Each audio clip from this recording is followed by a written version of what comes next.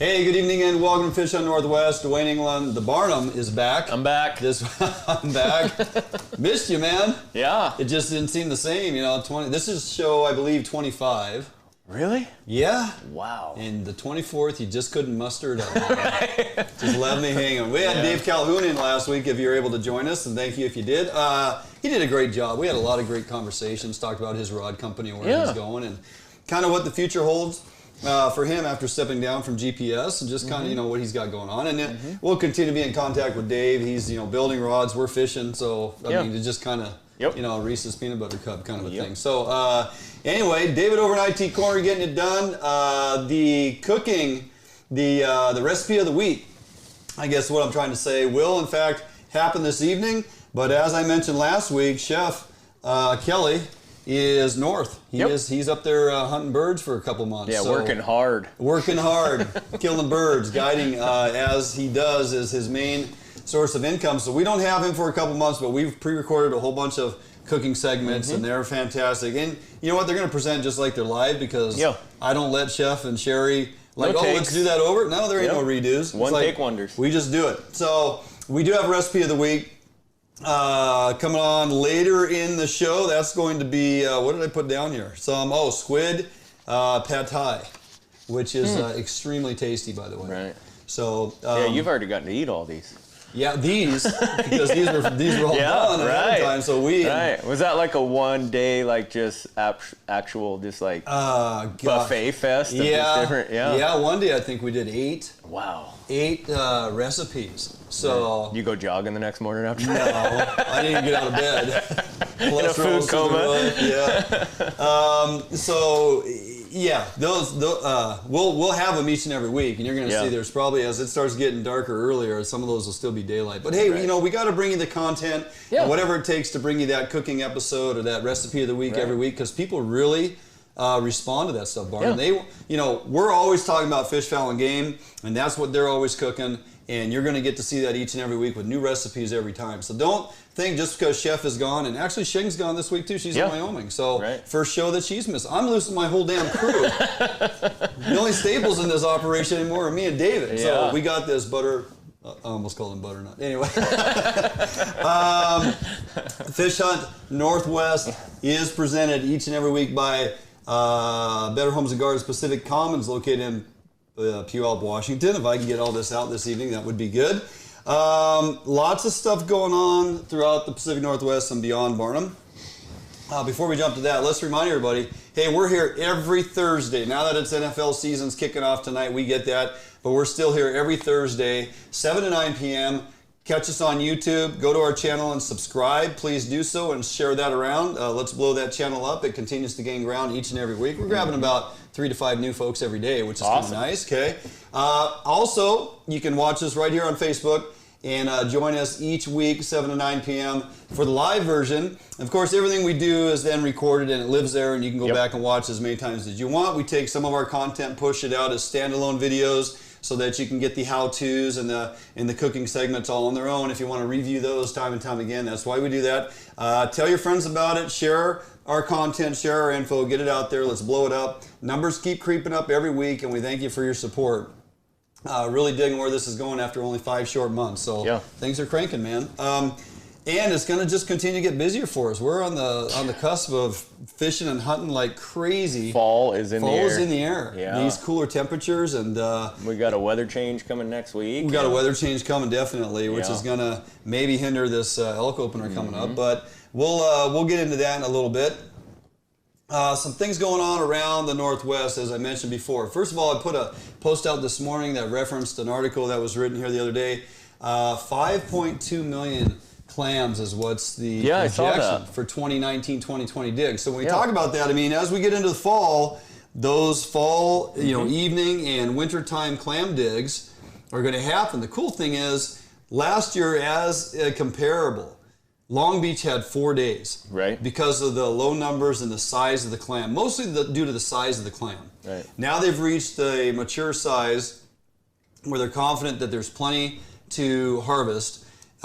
They've alluded to the fact they're looking at 25% more opportunity Excuse me. Yeah, 25% more opportunity. Or, you know, we had 4 days this last season. Look for that to be upwards of like 100 days overall, which is tremendous. Wow. I mean, that's a lot of opportunity. So, and it's the entire Long Beach, for example, in that area. So that's a huge area to spread people out. You don't have like this, oh, you can't go dig past that point or this marker. Yeah, it really helps when you have, say, Long Beach open, Twin Harbors open, Mock Rocks, and all the way up the coast, all open and converge at the same time so that it spreads the pressure out. Yeah, it does tremendously. And more and more people are getting into clam digging, and Shing has said it multiple times, this next year, this season, we're getting Harper out to get it out in the sand and dig those clams. You know, it's a couple hour drive out to Long Beach from here, but it's not a bad drive, and you get out there, and what you look forward to with that many days, a number of those are going to fall during daylight tide out. Oh, for sure.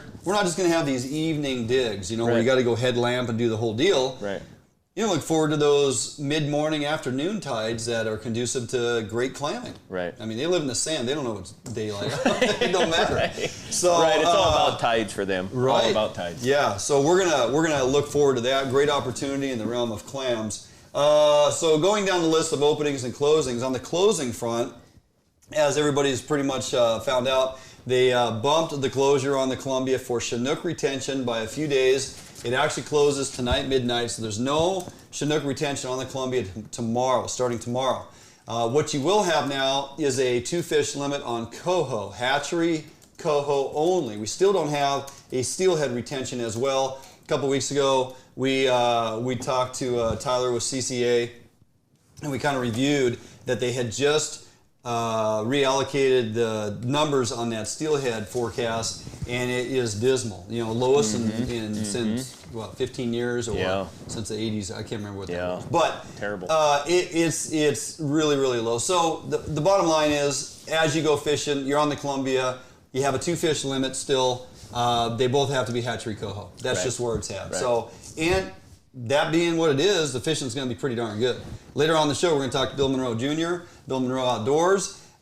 He's going to give us some insight on just how good the Coho fishing has been the last few days in the lower Columbia. And those fish are going to move upriver, Barnum. You know, and people are going to have opportunity on them as long as they keep marching up the river. So lots of good Coho opportunity coming. A lot of Coho coming back to a lot of estuaries. And that's I'm hearing reports on Willapa that Coho are starting to be caught, which there should be a lot of Coho coming back to Willapa. Yeah, so I think we'll see a tremendous year on the Cowlitz again. You know, that's anticipated to perform very well, and that's one of them big rivers that can handle a lot of people, and when you can get them at Cowlitz and don't have to keep driving further south to go get them. You don't have to go to the Columbia to fish. You can just go dump your sled in the Cowlitz or your drift boat and you know, have your way, and we'll see. The one glimmer of hope, I guess, at times is that with WDFW the last several years getting more aggressive with mid-season management and having to shut stuff down, albeit when it, you know, is called for, but also loosening it up a little bit and opening it up when the run is way overperforming than what was anticipated. You know, much like here on the Puyallup this last week, starting the first of the month, they went ahead and bumped that pink run now. You got your 2 extra bonus fish, which oddly enough, because it was a pink year, everybody just assumes going into it that, oh, we get to keep 4 fish. And there are a lot of people walking out there with 4 fish in the month of August, and that wasn't necessarily the case. You got to watch your regs. They did bump it to 4, which means 2 adult fish, either a hatchery or wild Coho, or a hatchery Chinook, or, you know, two of either or, and then you can also keep your extra 2 humpies if you want, or you can just take 4 humpies. But the thing is, that only came to be because of the numbers of fish returning. They went into a forecast thinking they're going to get about, you know, less than 50,000, I think, into the Puyallup River itself. They're upwards of 180,000 they've put up over the fish trap, the Buckley fish trap now in the white. So, you know, again, in-season management adjustments like that can piss you off from time to time, but they can also work in your favor. And we've seen in the past in the Cowlitz where the Coho run gets so good, they bump that to a 6-fish limit, and we're talking adult fish, not 2 adults and 4 jacks. So you just never know where it's going to go. The amount of Coho coming back in. Again, we'll check in with Bill Monroe Jr. later on the show, and we'll get an update on that. But as it stands right now, Columbia River, you're getting 2 hatchery Coho, and that is it for right now. There's an article that was, or an email came out from WDFW a couple days ago referencing an agreed to decision finally out of the Grays Harbor area, referencing the Wainuchi, the Satsup, the Chehalis Basin system, basically. And we're talking about increasing fish production. There's been a handful of guides out here in the Intercoast that has had a hand in that. Jim Babcock, a friend of mine, being one of them, that's been working instrumental with his groups and whatnot over the years, working with WDFW, trying to make this happen. And we're looking at bumping the Wainuchi by 100,000. Wow. Coho. And you know, you go, oh, 100,000 coho. Well, first of all, understand, the Wainuchi's never had a hatchery coho program. Okay. So we've always been able to fish on wild fish, and when the preseason forecast is conducive to allow us to have a retention, you're like, oh, great, we get to keep one wild coho this year. Right. Starts to spread out the pressure on the Satsup and the hump in the Chehalis. This year, because of the abundance of coho, it's on everybody's mind, we're talking coho a lot, we have a 2-fish, wild fish limit on the Wainuchi, okay? So I guess the rub here is, and we're going to go through these numbers, but the 100,000 coho on the Wainuchi that are not going to be hatchery marked. Okay. They'll be wire code tagged in the head. So to the recreational fishermen, or you know, the recreational fishermen out on a charter boat, or out in your own boat or whatever, out in the ocean, you catch that fish, for all you know, because you don't carry a wand with you. Right. It's a wild fish. Right. So it goes back in. Yes, I get it. There's a mortality rate associated with that. Right. We all know that. Right. We wish WDFW on years like this with an abundance of coho would just simply say 2 and done. Yes. Right? Yeah, we've talked about that. We've talked about it a lot. And I don't know if they'll ever pull that trigger, but when you listen to the charter captains and you listen to the recreational guides and all those that spend a lot of time on the water, and they see the percentage rate of your marked select fishery, and you're 70% wild fish, 30% marked, and you got to go through 15 wild fish to get your 2 hatchery fish, at times it just doesn't make sense. But different topic for a different day. Yes. Right now we're talking about 100,000 increase of coho on the Wainuchi, and according to Ron Warren, those fish will not be marked for the first 5 years. Okay. And I got on social media, different chat boards and whatnot, and people were pissed off saying, this is just so the tribes can net them and nobody cares. This is so the commercial guys can take them and nobody gives a crap. And, you know, recreational guys always got to put them back. Well, not so fast. I already had mentioned, when these fish are out in the ocean and they're caught, and there's no hatchery markings on them that you can identify it as a hatchery fish, it goes back in. Right. It survives. It makes it through the gauntlet of you know, the Quinault's tribal fishery when they're allowed to do so, and that fish lands in river.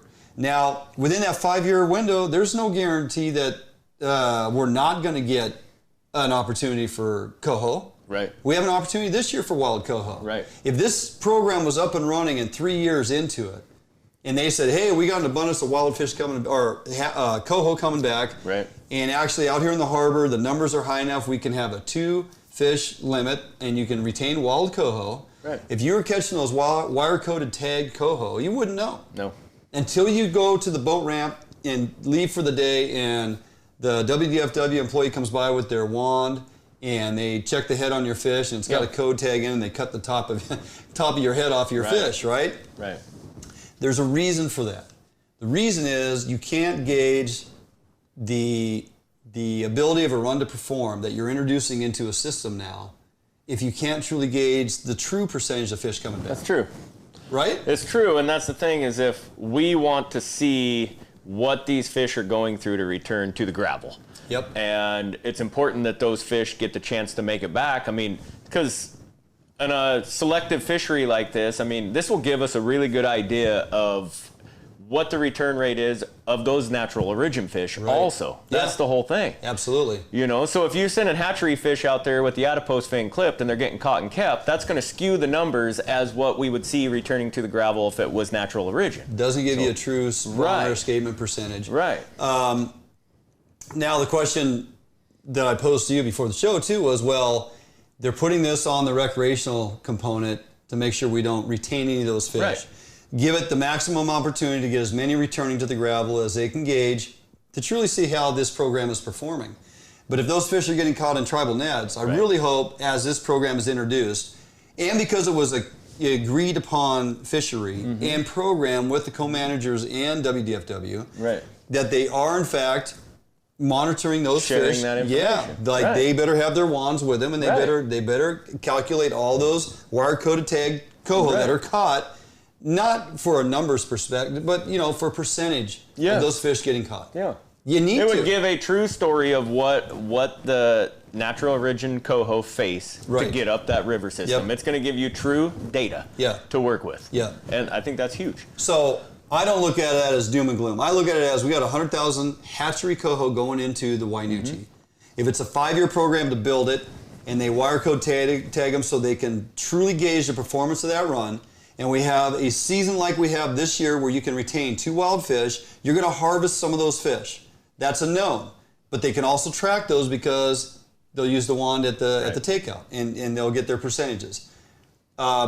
After 5 years, if it's performing well and it's good survivability, then they start clipping fish. Right. Now we have a true bona fide hatchery program on the Wainuchi that we've never had. Right. That to me is a step in the right direction. We're also looking at 60,000 additional winter run steelhead on the Wainuchi. Some folks were led to believe that's 60,000. That's it. It's like no, those resemble like summer run numbers. They already put 157 to 167,000 winter run steelhead on the Wainuchi every year. They're adding an additional 60,000. Wow. So we're going to have years of, we'll just say 200 to 220,000 winter run steelhead going into the Wainuchi now. Crazy. Okay? Show me the downside to that. Right. When everybody's saying, "Oh, hatchery fish," and blah blah, and everybody knows where we sit with hatchery and wild, and where we believe in brood stocking and all that. Yes. If you haven't been following us, you need to, because we'll help educate you in that regard. But 220,000 winter fish, absolutely. Yeah. Now, are they going to end up building more of a program over on the hump tulips yet? I haven't heard. But this is specific to the Nooch, and I like what I'm seeing. 400,000 hatchery-marked coho on the Satsa. Again, show me the downside to that. It already has a phenomenal hatchery coho fishery. This is all great news. I mean, we've been so worried over the last 2 years with this anti-hatchery movement. Right. To see a slight turn here by the department to start planting more hatchery fish in some of these rivers is an indication that the hatchery wild coexist movement may be working. They're starting to understand how valuable the hatchery systems are and how valuable those fisheries are. I mean, these are huge positives. I don't know how anybody could take any of this and look at it on a negative plate. Yeah, there's guys that find a way. Right. I get it. The wire code tag, you think that we're not going to have opportunity on those fish. Right. I just look at it and go, well, we got every bit of chance of being able to retain those fish as we don't. It just depends on survivability, ocean conditions. There's way too many factors at stake to let you know exactly if we're going to get to fish for them or not. Right. And if they were truly marked hatchery fish and they come back, that's an easy one. You just bonk them. But they haven't had that program in place before, so where do you start? You got to start somewhere. Right. Okay. If you want to find out more information about what's going on in the Grays Harbor Basin, the increase in these hatchery productions relative to salmon and steelhead, there's a meeting. WDFW is hosting a public forum, 6 p.m., September 24th. We'll be here. Right. So, unless we just move our portable studio and go. We'll be live from the meeting. Live from the meeting. WDFW Monticello City Hall. Coming to you live, 6 p.m. The meeting is the 24th of September. Get it on your calendar. Show up. Listen to what they have to say and ask the questions. Yeah. If you're concerned about it or you think they're pulling the wool over your eyes, ask the questions and get them answered. So we'll remind you later on as we draw closer to the 24th just when and where that meeting's going to be. Monticello City Hall, 6 p.m. In addition to that, I got off shift the other morning and stomped around the Puyallup for a little bit, hanging out, and I was killing some time, and I wanted to stop in at the Dairou hatchery. Right. Talk to the guys I know up there that run that particular hatchery. That is predominantly a chum hatchery. They're off of Pioneer. It's been established in Puyallup for years. Because I'm hearing rumblings of things going on, and I had kind of mentioned it last week when we had Dave in here, that the numbers of fish production relative to the Puyallup Basin is on the uptick. Right. So we're talking about Grays Harbor. Now let's talk a little bit about Puyallup, okay? Right. They have taken the historic trout hatchery downtown Puyallup. It's been there since the early 1900s. Trout hatchery. Mm-hmm. They're completely modernizing it, and it is now And I actually asked Russ yesterday. I go, what are they going to call it? He goes, yeah, they're still trying to figure out the name of this actual facility. It's always been known as the trout hatchery. Right. Because now they're going to start broodstocking steelhead and raising springers. Wow. To start with, and we're saying springers. We're talking 900,000 springers for the Puyallup Basin. Understand that there's been a springer program in place on the Puyallup system since 1989. It's ran by the Muckleshoots and the Puyallups. They established it, and I remember this way back in the day when I was young that, hey, they're going to have springers on the Puyallup, and recreational guys will get an opportunity if they hit a certain number. Well, they have literally, Barnum, had years where they have had 6,000 to 8,000 springers return to that watershed, which is every bit as good, if not better, on some years in the Cowlitz. Right. And yet we've never had a recreational opportunity. Right. I'm gonna sneeze. So what was that number that it had to hit? I never got that answer, and I've never understood. They've done their ceremonial fisheries, and mostly they've just taken these fish and allowed them to just go up in the upper watersheds and spawn. Right. I asked, why are they doing this program? Well, they put them above the fish trap, and they let them hit up to the upper stretches of way up into green water and wherever those Chinook want to go, and they let them natural spawn. And they've just been monitoring that program for all these years to see how it will do. Now they're going to take a percentage of egg take from this established run, and they're going to move it and rear it in this new modernized hatchery. And everybody thinks, well, because if you know where this trout hatchery is, and now we're going to be salmon and steelhead, it gets its water through Clark's Creek, which also hosts the Puyallup Tribe's Chinook hatchery, which dumps several million Chinook into the lower Puyallup system annually, okay, which sustains their gill net opportunity. Right. But it also puts a lot of fish out in Puget Sound. We forget that. Yeah. It's like, well, it doesn't do any good for us guys that fish the upper Puyallup River or the Carbon. Well, no, but it does great for the folks that get out on the water in Puget Sound. Right. And I'm talking all the way up north, because them fish got to travel clear down to Central South Sound. Right. So that tribal Chinook hatchery on the Clark's Creek does provide a percentage of Chinook in Puget Sound. Now they're going to back that up with the location of that converted trout hatchery into salmon and steelhead, but they're going to rear those fish in the acclimation ponds in the upper stretches of the watershed, and they're going to release them up high. Those fish are not going to be marked. They're going to return to the upper stretches of the watershed to naturally spawn. And again, we're not saying native fish. Right. We're allowing them to naturally spawn. And the only reason they're doing this is because the habitat up there can support that type of effort. Right. Okay? It's all about ocean survivability. They feel confident that the habitat as it is in those upper watersheds is substantial enough for these fish to rear and survive and do well. Right. It's all about percentage of return. You want to talk about percentage of return, the 400,000 coho that they're putting in the SATSA, we have years of coho returns on the Chehalis that are 3 to 5%. Wow. What's 5% of 400,000? 80,000 fish. Is that right? No. No. 20,000 fish. 20,000 fish. But 20,000 fish on top of what we already get. Yes. Okay, yes. So the fact they're going to put in these 900,000 fish, and so I guess if you're a glass half empty kind of person, you're like, well, what's the point? They're not marked.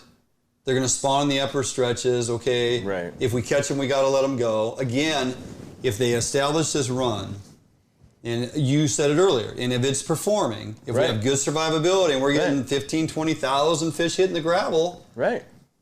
And they have no choice but to give us a season at that point. Right. We've never got a springer opportunity on the Puyallup Basin before. Now we're talking about in the future, hopefully we do. Right. And before I'm dead, so it'd be nice.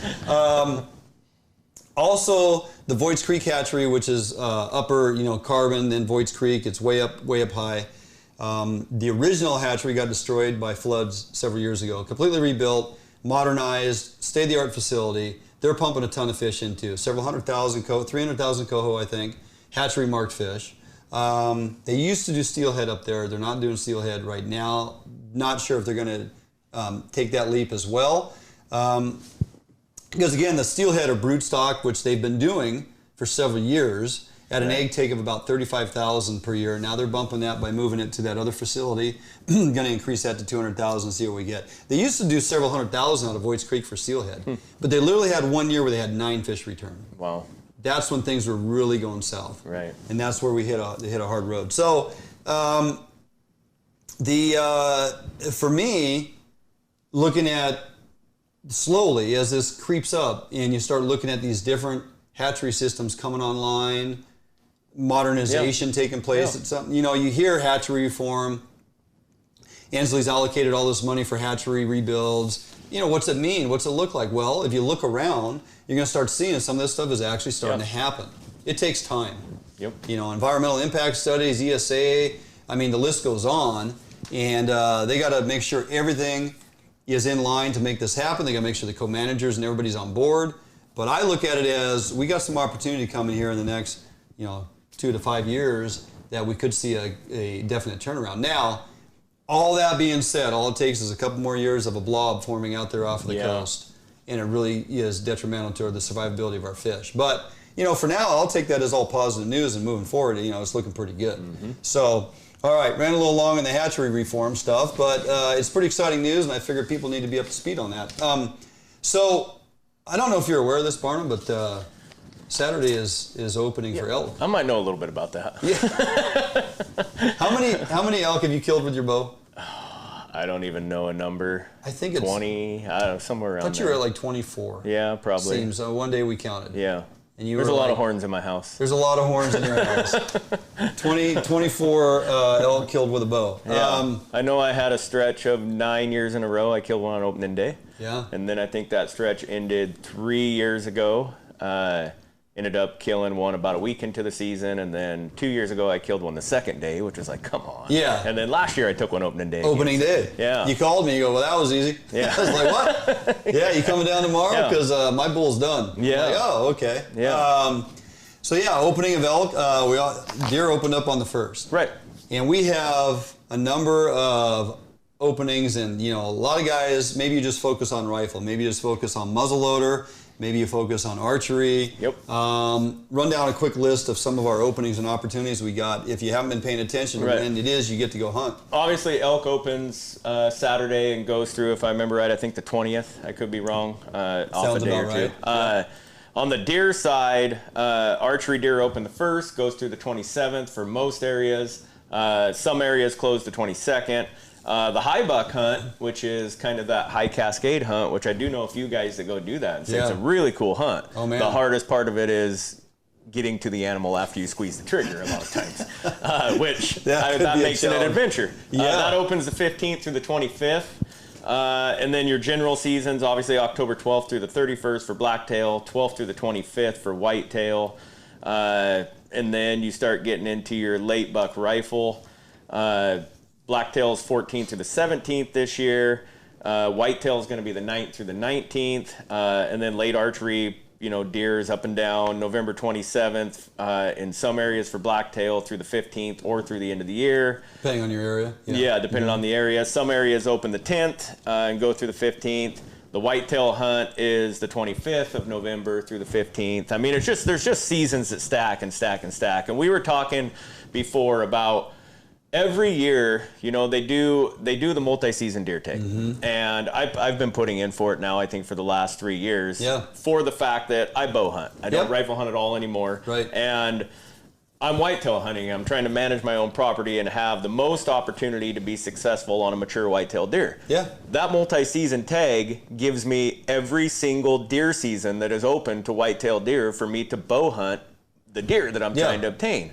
So, I mean, it really turns in what would be a, say, 12 or 15 day season at the end of November, first part of December, and I start that season, the 1st of November or November 9th. And it just gives me a huge chance. And I hear people saying, well, I'm not paying $138 for that multi-season deer tag. That's ridiculous. Yep. if you take and break it down, dollars per days able to hunt. You want those numbers? Yeah. So I was explaining to David earlier, if you put in 4, which costs you $6, right, and are drawn for your multi-season tag. This year I got deer again. I didn't get elk. Nope. And I don't put in for elk, but I only put in for deer, and you get it. Yeah. Right. Yeah. So. Right. And I don't want to advocate too much for this because right now everybody that puts in for deer pretty much gets it. Well, and it's really beneficial if you're an archery hunter. Yes. And I say that because you can archery hunt through the entire season, archery, muzzleloader, modern rifle, late buck. You can do it all with archery. Muzzleloader, you can use a muzzleloader or bow. Yep, a lesser weapon. Lesser weapon. Yep. Modern rifle, you can use all 3. Lesser weapon, right? Yep. But it's that window of opportunity. If you strictly archery hunt, and if you haven't taken it up yet, I mean, if nothing else, if you're able to set up on your own property, don't have to drive to a range to go shoot, and you just go out there and screw around flinging arrows. Right. I mean, once you get going on this, it's pretty addicting, right? So I can tell you, I mean, I have the opportunity to, on my own property, especially hunting that late whitetail rifle hunt, where I still use my bow. I mean, I have the opportunity to use my rifle if I want to during that, but I still use my bow because once you get into bow hunting and understand what bow hunting is about and the challenges that it just becomes part of you. And picking up a rifle just seems like cheating. Yeah. It's like I mean, I'm sitting in this blind and I still, even with my kids, I force my kids to, you know, tree stand or blind and keep the range inside 50 yards, even though they're using the rifle, because I want them to experience that closeness to game. And nothing against guys that can shoot 700, 800, 900. That's awesome. It's an amazing talent, and I can't do it. It is a skill. Right. That I can't do it. I'm a terrible rifle shot. I've never done it. Right. Yeah. And I don't shoot a rifle enough to be good with a rifle. So, I mean, so nothing against that, but just that connectivity and the closeness to game in the harvest is important, right? I think. Backing up, you had gone down the list of openings and closings. Yes. When you look at that and break it down, you have windows of closure where you're not hunting for anything. Right. Which is, you know, there's reasons for that. That typical November 1st through 14th closure of pretty much all deer hunting is you're high end, you're right in the rut. Right. You're hardcore in the rut. Other than like over here on the west side, we know for certain that last week of October for blacktail can be a great trigger point. And you could have them running pretty good, and there's a lot of successful blacktail killed in that time. I preach that to friends. I just, you know, my friends that are complaining, and here's what normally happens with people, especially, I think, beginner blacktail hunters. They want to hunt really hard that first week to 10 days of the season, and they get really frustrated because they're not seeing any bucks at all. And then they give it up. They quit. They say, you know what, I'm over it. There's no bucks. And I'm telling you, take that first week off, unless you just want to get out and enjoy the outdoors, but don't put too much hopes into that first week of the season. That's a good point. And save that energy for the last 5 days, that October 25th, 26th through the 31st, and it will pay dividends. What did you tell me last year about the last week of October? Where'd you tell me to be the last week of October? In your stand. And where was I October 25, 26, 27? Working. I was at work. And what did your cameras say? The most activity I had on my cameras with 3 shooter bucks multiple times during the daylight was those 3 days. And after that, they were gone. They were there at 2 in the morning. They were there at 4 in the morning. I don't care. That doesn't do me any good. The 3 days of big, nice blacktail shooter bucks, most activity, October 25, 26, 27. And we've already talked earlier this year about the cyclical behavior of does and estrus, families of does in certain areas that within that week window, the next year of when they'll come into heat. And those bucks are programmed to be back in that area, same general time, same general station, right? And it's almost predictable. You can almost, if you're, say, a clear-cut hunting or a property hunting and you kill a buck on a certain day, or you see major buck activity in that area on that day, you can set your watch to that for next season. You know, if I shoot a giant buck in a certain clear-cut with a certain doe on October 29th, I know October 27th, 28th, 29th, 30th, I need to be in that cut again watching that same doe. Because there's a high probability. High probability she's going to come into estrus right about the same time, and another buck's going to show up. The minimal days that you're not allowed to hunt, if you have a multi-season tag and you're an archer, You have a few weeks window here in that 2-week stint there where we're in high rut. You're looking at 29 days out of 122 that you can't hunt. Right. If you actually read your regs and understand where you can be and when, and if you jump on that east side mule deer opportunity, if we call up Orrin or Jared or somebody and say, hey, we want to come over and spend some time on one of your fields. Now I'm over there by November 20th. That actually gives me an extra 7 days. I've just dropped that down to 22 days that I can't hunt.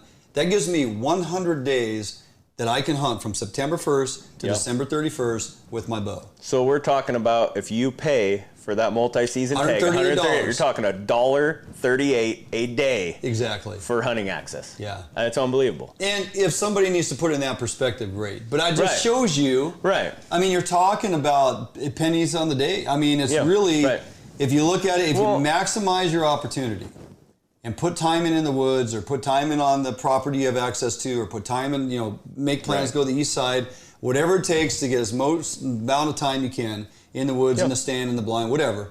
And hopefully you can close the deal. Right, and I talked about it before and joked about it that I spend enough money on hunting that $138 is not going to be the deal breaker for me. But what it does for me is, like I said, is allows me to go out during that late rifle whitetail, whether it starts on the 7th, the 8th, or the 19th, it varies each year, and it allows me to stretch the absolute best time to chase whitetail bucks for 10 days with my bow, take 4 or 5 days off, and then jump right back in the stand with the late archery hunt.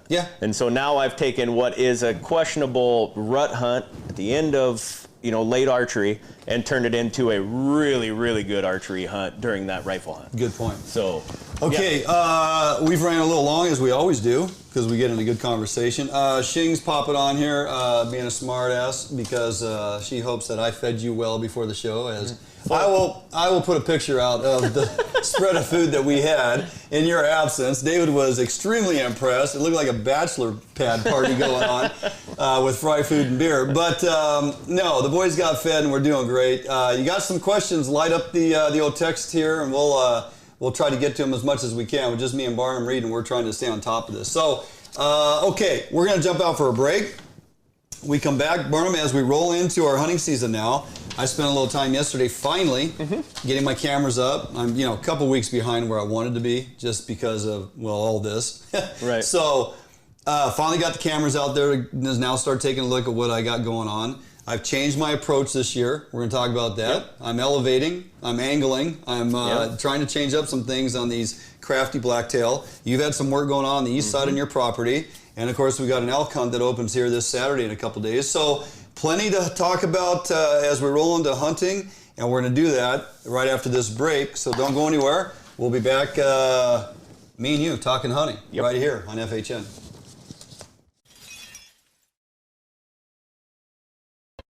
At Metal Supermarkets, we understand your need for fast access to a wide variety of metals, so we've made it easy. Our network of stores carries a wide variety of metal in all different types, shapes, sizes, and grades, with no required minimum order size. Who could ask for more? Simply tell us your dimensions online, on the phone, or in store, and we'll cut or process the metal to your desired size, often while you wait. We offer same-day service and can deliver the metal right to your door or job site. We even source hard-to-find metals, so no matter what you're looking for, Metal Supermarkets can provide it for you. And we're conveniently located with brick-and-mortar stores in Seattle and Portland, so you can check out our extensive stock for yourself. Superior customer service is guaranteed. Quality service from real people who know metal. We are the small quantity metal experts. To place an order, simply call a store to talk to one of our knowledgeable customer service representatives. Fill out a quote request online, order off of our e-commerce website, or visit one of our many locations and pick out the metal you want. Whether you're a small or large business, government, homeowner, or hobbyist, we make it easy for you to buy the exact metal and just the amount you need. We've been doing this for over 30 years, so we know how to get it done. Metal Supermarkets, the convenience stores for metal. Visit or call a Metal Supermarket store near you today.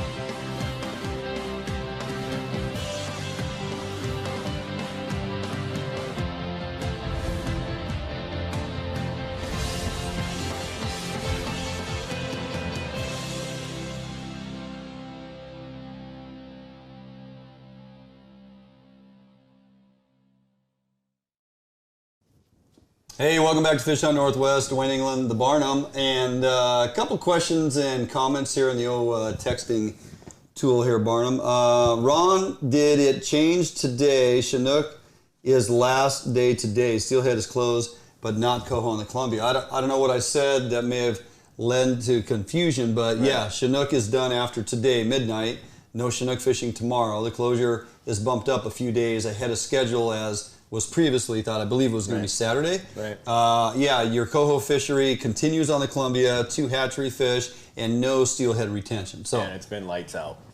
The Coho. Yeah. Oh yeah. We'll get Junior on in a little while, and he's going to spill the beans for us down there. Awesome. It's been extremely good. So, hey, so I'm actually, you know, the more years that I've been hunting now, I mean, 4, 3, whatever it is. Each year as we get closer to it, I get more excited. It's just kind of now become part of my fall time where I'm finding myself having to split time between I got to get this done so I can go fishing, I got to get this done so I can go hunting. Oh geez, it's, you know, time to get out there and start scouting and looking around, poking around, seeing what's going on.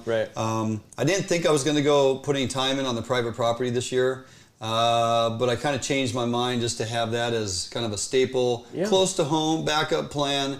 You don't have a full day to give. Plus, no matter what people say, I mean, I know a lot of guys say that sitting in a ground blind, sitting in a tree stand is the most boring, god-awful thing you can ever do. It gets in your blood.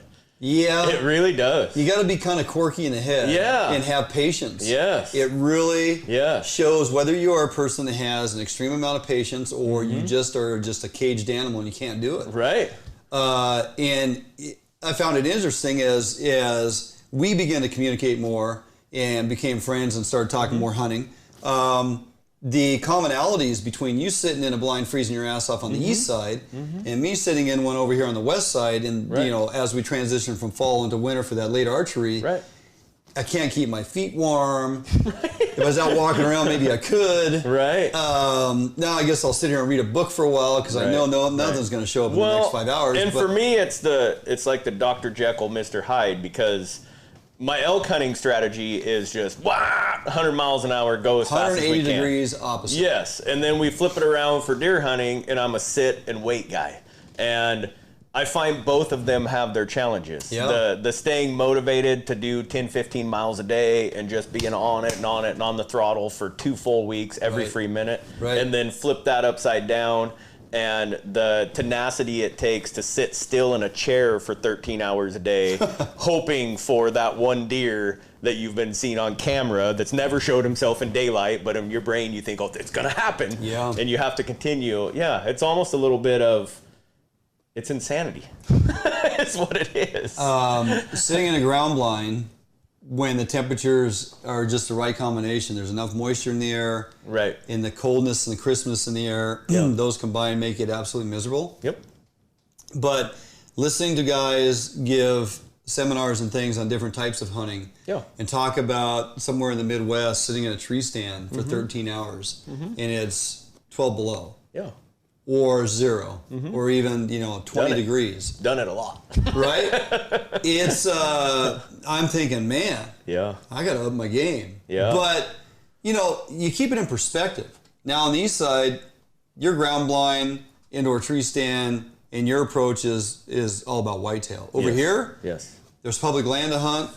There's the idiotic approach of thinking you're going to stick an arrow in a blacktail out of a ground blind. It can be done, but I've had you and more than one person tell me, you realize that is like one of the hardest things you're trying to do. I think killing any deer, blacktail, mule deer, whitetail, at a close range with a bow, especially on the ground, whether you're in a ground blind or in a brush blind or whatever you're doing, on the ground is absolutely one of the hardest things to do in hunting. It doesn't matter if you're using a bait site, not using a bait site, whether it's an ambush situation, it is immensely difficult. Immensely difficult because you're putting your scent right down on the ground with an animal that smells 300 times better than a dog. It is very, very difficult. The best bloodhound. And we referred to this, I think we may have had this discussion briefly at the beginning of our season here.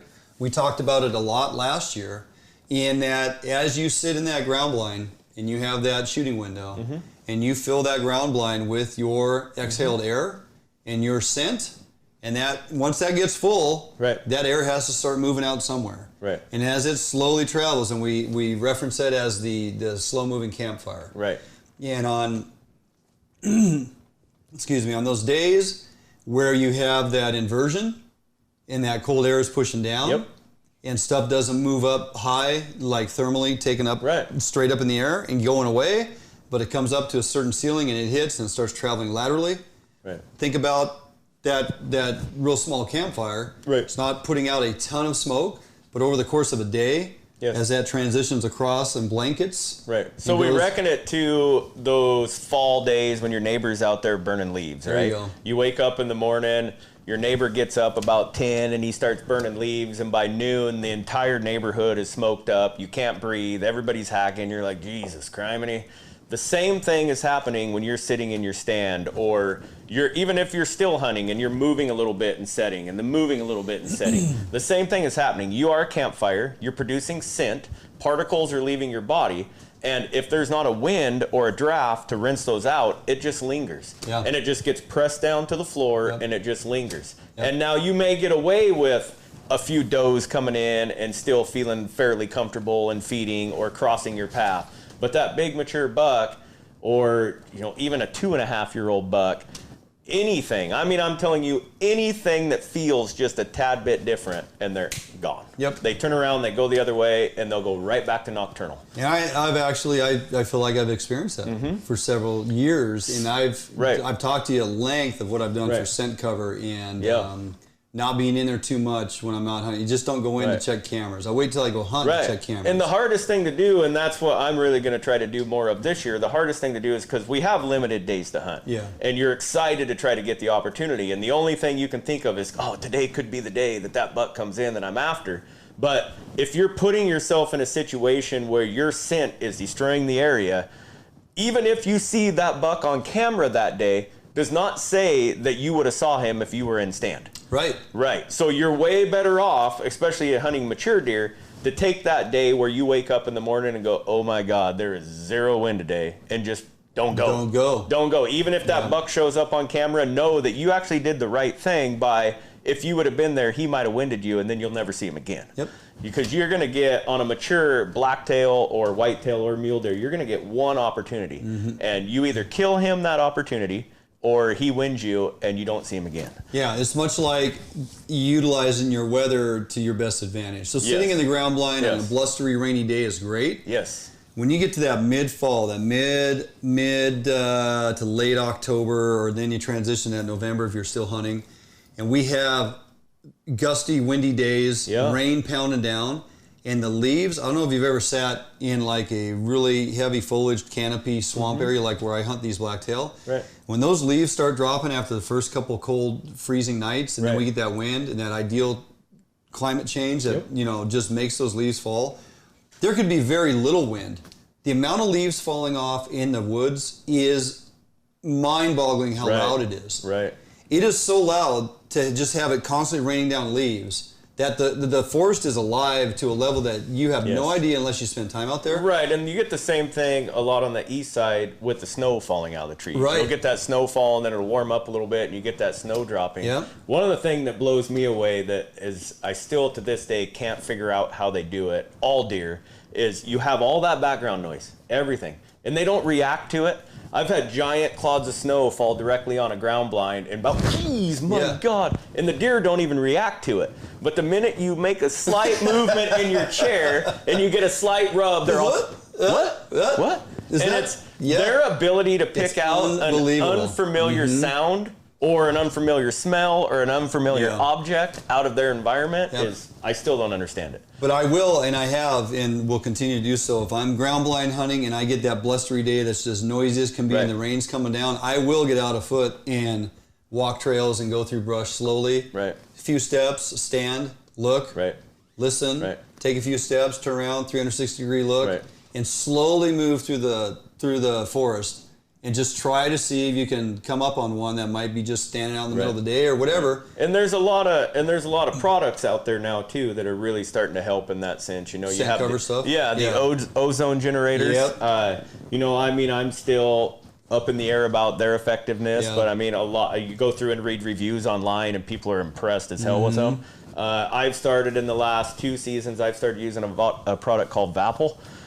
It's a product that you add to your bait that puts an aroma on the bait, and then they have a plethora of cover scents that you apply to yourself that mimic that smell. Yep. So if a deer comes across your scent, he's wanna going to eat smell you. food. Right. And I can tell you without a doubt that stuff works. It flat out works. You know what I was trying with the ozone thing last year. Now you got to be careful with that if you're ground blind hunting and you think you're going to put an ozone generator in your ground blind. Right. That can be problematic. It can be it can kill you at some point. But it's all about where you position it. That campfire air coming out of your ground blind, trying to kill that scent. Yeah. So I was hanging it out in front, and you can barely hear the thing. But and if you get close, you can smell what ozone smells like. It's kind of a weird kind of a bitter, odor to it. But if that's there and all your scent molecules are coming out of your window and it's intercepting them, I can't tell you if it made a difference. Right. Because, I didn't see any improvement in deer, but I was like, I got to take every measure I can to cover my scent. Now, there's a lot of guys that just go, for crying out loud, man. They're just stupid deer. You're overthinking it. Just get out there, walk around, and go find one and shoot it. Right, and that's I'm the deal. There is that. Right, and there's the deal for me. I know the area of Northeast Washington, and I know that at any time during the 9th through the 19th, I could pick up a rifle and we could go for a drive and we could find deer to shoot. Sure. And it would be, and probably shoot a nice buck. Probably. That's not this. That's not the goal I'm trying to put out. And so I've done things to my property this year that I've been wanting to do for the last 2 years, but finally found some time to do it this year because we've been building the cabin and so busy. But I finally this year was able to punch in about 2.5 acres of food plot. Yeah. 3 different locations, and the reason I did smaller plots in 3 different locations, number one is so I can hunt different winds. So on those days, like we're talking about, well, this wind isn't conducive for this, but it may be conducive for that. So you can move over here. So I can move over here. So I can really play my wind in the morning by checking my weather before I leave the cabin, and then pick my stand location and make adjustment. Right. Yeah. And then I like it. And the other thing I wanted to do with the food is hopefully be able to draw more mature bucks in for this early hunt, which this year's not working because of my plant time, but hopefully next September I'll be able to pull in a bachelor group of bucks and start this season seriously September 1st to be able to kill a mature deer. Yeah. So that's a pretty big game changer from the first couple of years you've been over there. Yeah. You find it's all about finding time in that off season. Yeah. To put in the work, prepare, and with your with your goal at the end of how you want this thing to come together. And it's all about food, and we'll start putting some food out for the deer normally around the first part of October, and we'll see the number of deer grow as the season goes. And so if we can get a year-round food source that isn't required of me being there every weekend, dumping food into the feeders and doing all that, it's going to be a boondoggle. Yeah. It's got to make it better. For me, my private piece of property that I have access to, and we'll put in a little time there this year, I'm elevating my program. I'm getting out of the ground blind, and I posted pictures on our page tonight prior to the show. It's a tree stand that's been there, albeit it's been there for a few years, but kind of been a little bit of a modification on it. Added some, basically it looks like mobile home skirting. Oh, that's great. That is great. But it's right there. It's like I sit my little chair up on that elevated platform, and it's basically just below shoulder height. And I mean, obviously I got to stand up to shoot a deer. Right. But that's the purpose. And it's got trees that are there that are available for you to stand up behind. What do we got going here? Oh, okay. All right. So I'm honestly thinking that this hopefully will be a game changer. I think that's going to be a big difference for you. Yeah, huge. Yeah, and so we will. I want to get into more of what we got going on in the areas that we plan on hunting. We can continue the conversation even next week because hunting's just getting started. Yep. So, but wanted to point that out. A couple things that we got going on. We're running long-winded tonight here, Barnum. We're going to jump out because we got to get back in here after a break, get Bill Monroe Jr. on the phone. The man's on a time schedule, and I apologize for our delay. But once we get going on hunting, it's hard it's hard to not stop anyway. So, all right, we're going to jump out for a break. We'll continue the hunting discussion later on the show towards the end. Don't go anywhere. Barnum's going to take us through the 5 must-haves or do's to be successful with your elk opener or through your season. Also, your progression on your elk calling. Don't go anywhere. You want to make sure you tune in for that. But we'll continue the hunting discussion next week. We got much more ground to cover on that. We'll jump out for a quick break. We get back, we're going to talk about this lights-out, crazy coho, some will call coho rodeo. Coho rodeo. The coho fishing down in the lower Columbia and where that's going as it moves upriver. We'll do that right here on FHN.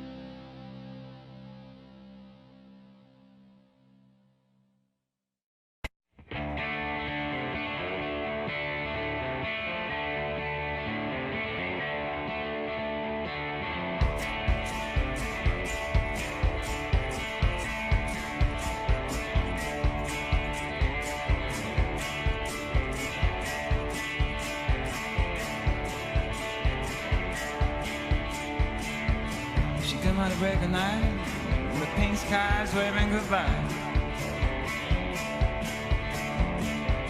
She come out to break a night, leaving no traces around. She's trying to free a reckless heart. She's trying to be as light as a breeze.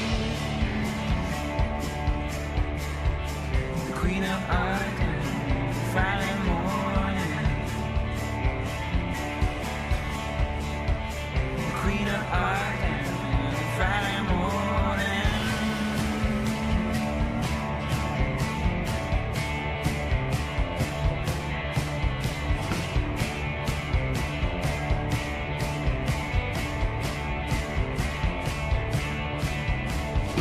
She come out to break the night.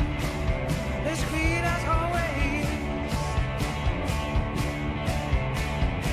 You come out to break the night, you'll be wearing her charm so frayed. Yeah, she's trying to avoid everyone.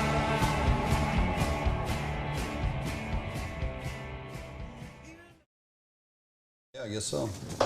Yeah. Hey, welcome back to Fish on Northwest. Sorry for the long-winded hunting discussion part, but it's easy to lose track of time when we just start talking about things matter of fact, right? Yep. So, speaking of matter of fact, right. Mr. Matter of Fact himself, Bill Monroe Jr., Bill Monroe Outdoors, got him on the phone. How you doing, buddy?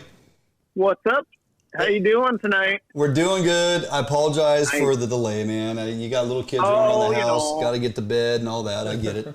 That's all right. Just got, the usual. Yep, the usual Good. daddy stuff. So, hey, Yes. the fishing, the coho fishing, as it were, down in the lower Columbia seems to be pretty darn productive, as was anticipated. That's exactly it too, Dwayne, is you hit it right on the head. We saw this coming. And I don't know if you've seen the events that have unfolded over the last 24 hours, but we're facing a Chinook shutdown, basically the entire lower river. everybody, including myself, in the last 2 days of trips, and I'm trying to do these meetings with the compact and everything at the same time. The amount of Chinook in the river, in the lower river, is astounding. The fishing is beyond expectations for the year. We are way ahead of where we should be for this early, and that means by like September 1st, where we were where we should have been by like September 8th. Wow. So we're a full week ahead of schedule, so that's why they had to shut it down. Yeah. I get that. I understand that.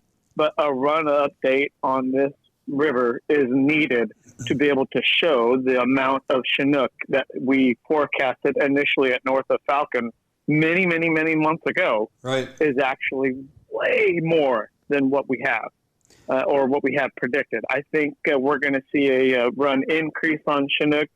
And I'm really hoping, because the Coho and the lower estuary are just out of this world, the fishing is off the hook below Tongue Point. You're going to go through, at least if you're like some of us, we're going through 60 to 70 baits a day. Wow. We're constantly, it's hard to keep a rod in the water. It's hard to keep 6 or 7 rods in the water. You're dealing with triples.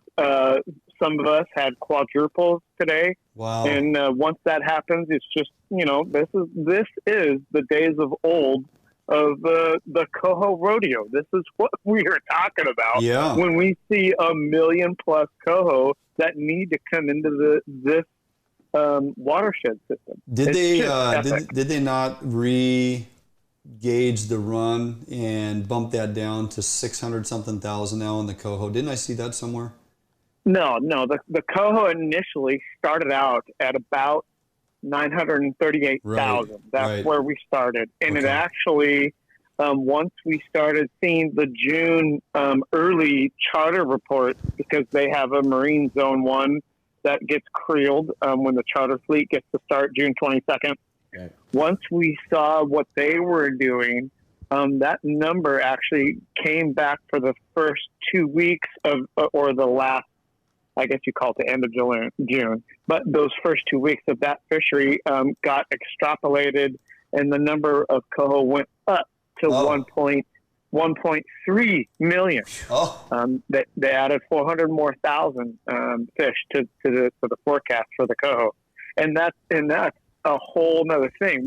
Right now we're seeing the basically the middle of the A run, and the A run are the beginning fish. Those are the fish that come into places like Portland tributaries, the Willamette Valley, the Cowlitz, all these, the Kalama, the Lewis, all these lower Columbia tributaries, right? And then the big boys that are sitting out in the ocean eating like crazy, they're gaining about a pound every 5 to 7 days, are the B run Coho. Yeah. And they are the fish that are going to be basically starting anytime. And we've seen a couple of 20-pounders already. It's crazy. Oh my gosh. They kick your butt. I'm not even kidding. Yeah. Those fish are going to keep us busy until Halloween. It's going to be just crazy. That's unbelievable. I've talked to some guys that typically, you yourself would also start considering, moving to that Tillamook fishery at some point. Yeah. But I've had guys tell me now that, because Tillamook has not exactly performed very well the last couple of years, that it hasn't. Try to convince your clients to say, hey, let's just stay right here down around Astoria, and I'll introduce you to a phenomenal Coho fishery. Exactly. And you know what else, Blaine? It's funny you say that. I'll introduce my clients to this. We actually, in all of these meetings that we do throughout the whole year, we're like, you know what? The most underrated fishery that we really need to have, it's open. We need to put people into this Coho fishery in Astoria, where we can fish all the way through after Labor Day, all the way through the end of September, all the way.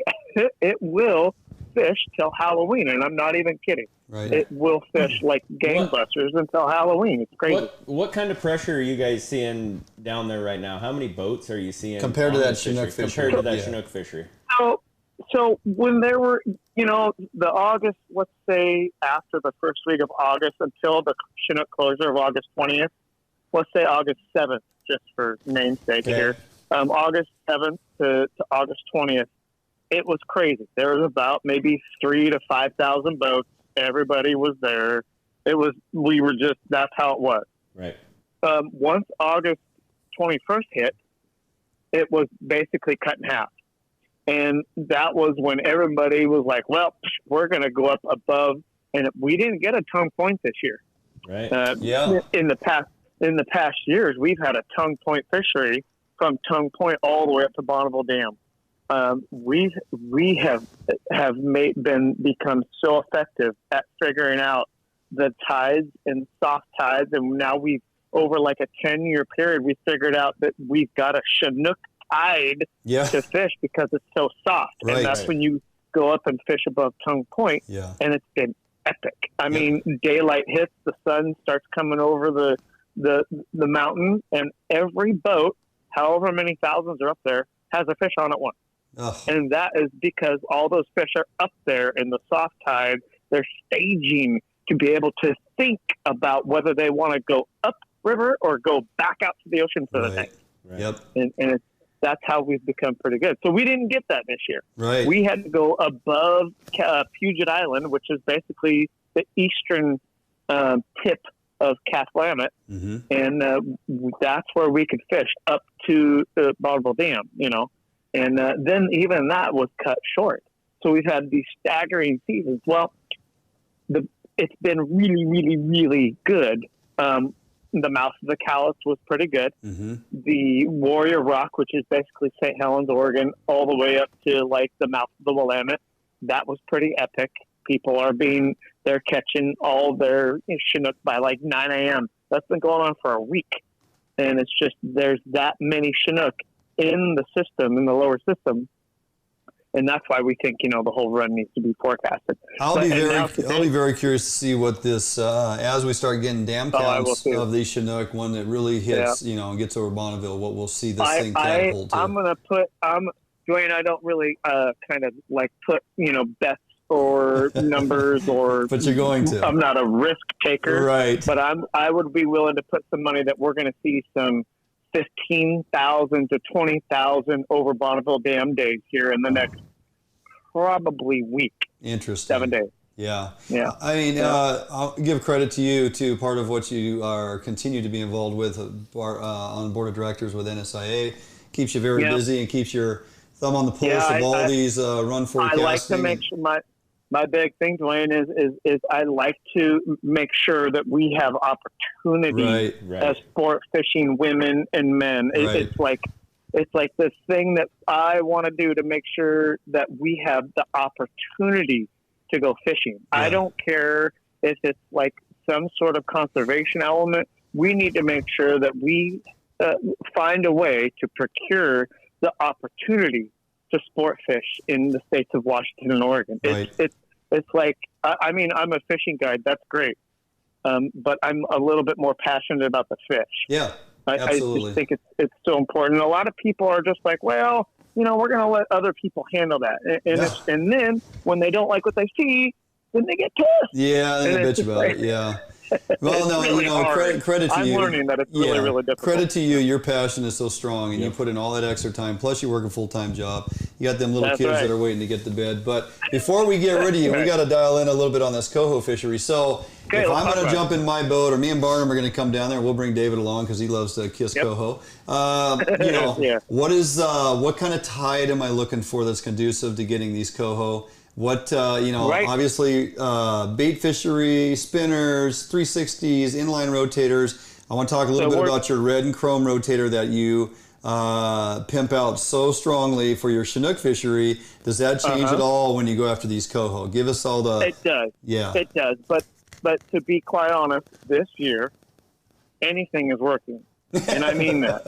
You can put out 5-day-old herring that's been sitting in your bait cooler. I got some of that. And just throw it out there, and it's working. It's just crazy. Perfect. But no, in all reality, the pro troll fishery has taken over yet again, Yeah. for the coho, and the way that we make it work with pro trolls in anchovies or pro trolls and cut plug. Yeah. It does work. It's very difficult, and you've got to cut it just right, and you got to have the right 20 to 24 inch leader behind the pro troll. But it's all about what's above that pro troll, and it's the length of that bump line between where that weight is just sitting, no dropper. Of course, if you want to use a dropper, you can. If you want to fish a little bit more towards the bottom, but the suspended fishery for the coho is kind of where it is. That way, we kind of we try at least to eliminate the Chinook handle. You know, Chinook like to sit on the bottom. Mm-hmm. Yeah, and they so like to stay out of. You're able to clip that cannonball right to your right spreader to bar. your drop. Yeah, that's right. Just right up to the top. Gotcha. No dropper. Yeah. And so the space between that bump line where that cannonball is and the pro troll, actually we've got to get that pro troll really thumping. It's always like 1,000, 2 1,000, 3 1,000. It's a very fast speed. And the way to do that is to shorten that bumper up a little bit to about 16 inches. And that's what gets that pro troll really going. Gotcha. It really helps. Okay. Yep. And how much does the ounces on your lead change all that much depending on the tide, or are you pretty consistent? No. The ounces, at least on my boat, depending on only vary based off of where you're fishing in my boat. If you're in the very bow of my boat, you're going to get a pretty heavy weight. It's going to be 20 ounces. You're going to be basically the rod's going to be straight down all day, and it's going to be nowhere near the bottom. That's my suspended rod. And to be quite honest with you, on this show, those 2 rods in the bow of my boat do the most work. They are the most productive thing during this coho fishery because the coho are up off the bottom. Yep. They're sitting 9 to 11 feet underneath your boat. Right. No matter where you go. Yeah. Those fish are just sitting right there up at the top of the surface because coho are very, very active and they're very aggressive. And that's how we have known to really love fishing for these things, is because they do somersaults in the water when you hook one, stuff like that. Yep. A Chinook is just going to pull and keep pulling and then maybe take you a lap around the boat and that's it. But a coho is just going to annihilate you. It's going to do somersaults. It's going to jump in the air. It's going to go east to west to north to south, and then it might swim towards you and get in your net. But yeah, possibly. It's crazy. Let me review real quick for those that are just tuning in or listening. So we're running a 16 to 20 ounce lead depending where you're positioned in the boat. Bow rods are going to be run heavier, obviously. 16 inches from your spreader bar or whatever device you're hanging your lead from to your Pro Troll flasher, 20 to 24 inches of leader to your plug cut or your anchovy behind your Pro Troll. Yep. Okay. Yep. Any particular color on your Pro Troll? Exactly how we're making that work. Flashers are still your basic flasher setup. That is also working. Yeah. It's kind of switched over to kind of a green thing for coho. Coho love green in chartreuse. That's a known fact. Yep. So they do really well on greens and kind of an orange or hues. How about your herring? Are you dyeing your herring at all, or you just running all natural? No. I use a natural presentation herring. I pull it out of a package and I just sprinkle a little sea salt on it and I let it sit for about 15 minutes. And that is my prepped bait. Yeah. I make sure to rotate that out as soon as I'm needing to bait up clients' hooks and stuff. Okay. So that's my normal operation for herring. Right. Well, a ton of good information as per usual. Finally got you on the show. Been trying love it. Trying to get you on here, just trying to find time that you're available. You're a very, very busy man. Betcha. But I know, Dwayne. I'm excited to do this, and I love to talk about this stuff. This is kind of what my life is all about. Absolutely, and you do a great job at it. I know you will not be a stranger. Matter of fact, we're going to get your carcass up here in studio at some point. That would be a great thing to do. I think we should do that. Okay. I'd love to come up for the day. That would be fantastic. Well, we'll make that happen. Don't be a stranger. I'll be in touch, and I appreciate you taking the time tonight. Really good info, Bill, as always, and we'll talk to you soon, buddy. Sounds good, Dwayne. Take care, bud. Yep, thank you. Bye, man. Yep. Makes you kind of want to just load the boat and get on down to the Columbia. No doubt. I was just thinking that. Man. You know, literally, I mean, I've, at this point now, with a couple different options on boats and different places to go fishing, if I can go to a place that continues to perform day in and day out right now as it is for a window of several months. Right. And it's an hour or 2 hour drive both ways. Sometimes you just got to load it up and go. Yeah, who cares? You know, go put in 4 or 5 hours of fishing and then load up and come home. Who doesn't want triples, quadruples? Oh my just God. Chaos. Everybody loves chaos. It makes it sound as I could even go down there and catch a fish. Right. So, David says even him. Even David can catch a fish. Puget Sound's been fishing. Even IT can catch a fish. Even IT can catch a fish down there in the Columbia. All right. This show is dragging on, but man, talk about some good info. If you paid attention to what Bill Jr. was saying, you know, your setup can be, depending on your approach, somewhat different than how you go after those Chinook down there, definitely. And it's always interesting to me. I've always kept it in my head down there, Barnum, 15 feet to the surface. Mm-hmm. That is your water column for your coho, and you're not going to have to wrestle with too many of them Chinook down there for the ones that are still trickling in. So really good info. He will not be a stranger to this show. He's going to be one of our recognized field correspondents that will continue to help us out with information, give us updates on where he's fishing and when. So get a hold of him. You can find Bill Monroe Jr., Bill Monroe Outdoors on Facebook. Check out his webpage. Look him up on Instagram. He is a phenomenal individual and a damn good fisherman. Right. So check out what he's got going on. Okay, we're going to jump out for a quick break. We come back, going to be in the kitchen with the fictitious chef and Sherry.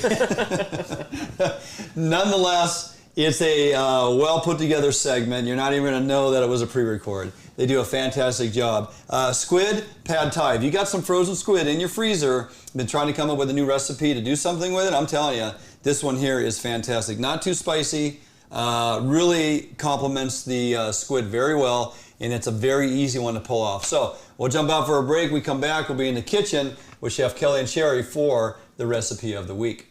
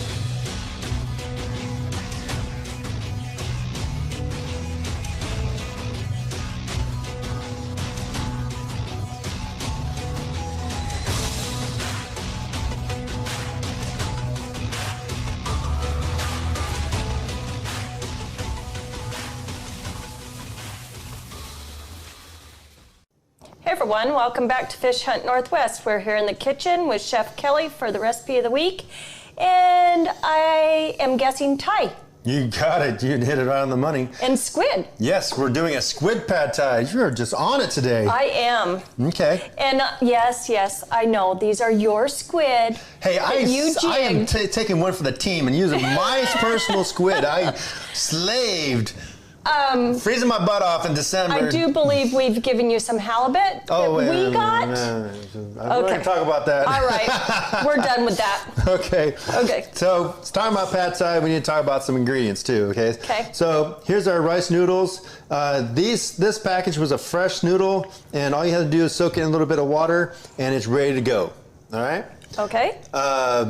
Different ones are different. If you're using the dried ones, you may need to cook them a little bit in a little bit of boiling water. Usually it's a short period of time, like 2 or 3 minutes at the most, and then you're ready to go. So do those come in like a bag? Yes. That you get? Okay. Okay, so we're gonna need some fish sauce. Any brand fish sauce I think is fine. People want to get a little too technical on it, but it's all good stuff. Okay. Rice vinegar, you can find it anywhere. As long as you don't text that you need rice wine vinegar, Chef. It's fine. Yes. You can find that most anywhere. Tamarind concentrate, I have seen it in Hagen's, here in the Pacific Northwest. Oh, look, you pronounced that one right. Oh, my God. All right, we got to quit giving each other a hard time. This stuff is a little sour. It's just awesome stuff.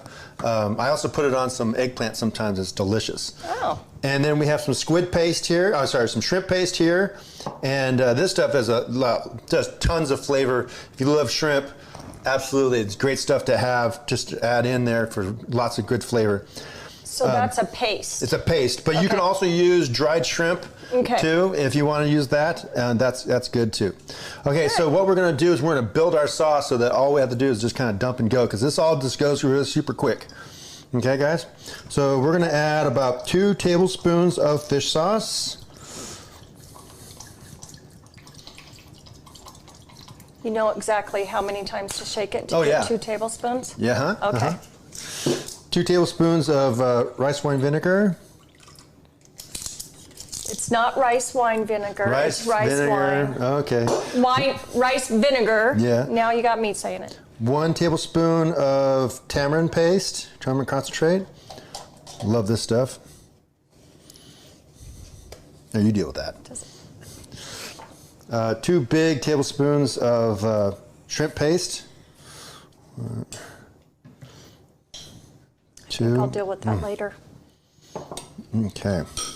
2 tablespoons of brown sugar or palm sugar if you can find that. Doesn't make much of a difference in this one? No. And we're going to add just a little bit of water because we're going to add about 2 tablespoons of water into there because the noodles are going to absorb some liquid, and so that's the liquid it's going to absorb. Oh, I see. Okay.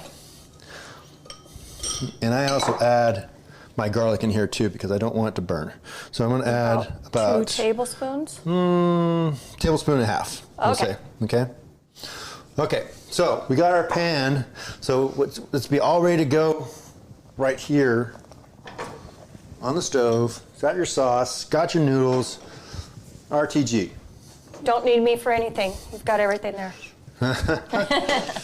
It's nothing personal. Oh. Okay, we got our pan nice and hot. We're going to add our chilies in first. We're going to throw about 8 dried Chinese chilies. Chinese chilies. Okay. See how they get a little color really quickly? Yeah. Okay. You add your shallots. Your shallots. That's 3 shallots. Okay. Julienne. Okay.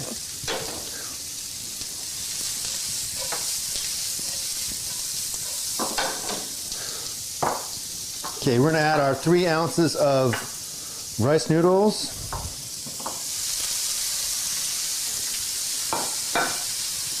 Dump all of our sauce in.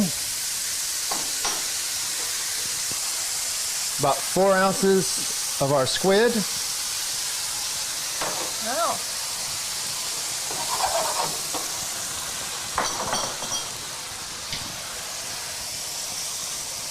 Doesn't take long. No.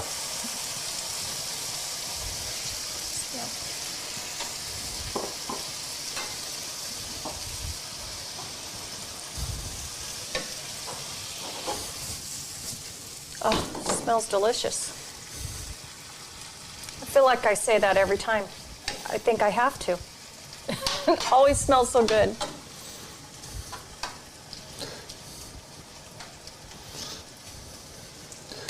All right. Okay. Okay. So have your eggs all ready to go. I have 2 eggs here already whipped up, ready to go while that's sauteing up. And that's 2 whole eggs. Yeah. Okay. Oof. Chef Kelly's making a mess. So unusual. And then, so have everything ready to go. So you have some chopped cilantro Then we have some bean sprouts here. Bean sprouts. Make sure that you check out, because I went through a couple of packs of bean sprouts and actually found some were kind of a little on the slimy side. So, yeah, so these things go bad extremely fast. So make sure you kind of check them out. Just don't grab a pack and, no, literally go grab it, okay? Good info.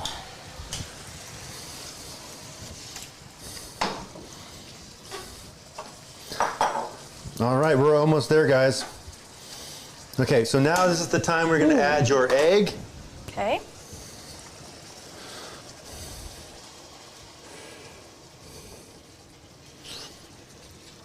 And actually, there's another version of this where they take the egg and they make like a whole egg there, and they put the whole thing in there, and then they flip it over, so the whole thing is wrapped in like an egg omelet. And, yeah, it's pretty cool. Do we know what that's named? I forget the name of that. That's one thing I don't know is the name of that one. So you can see that the extra liquid is being soaked up by the rice noodles. Okay, so we're almost there.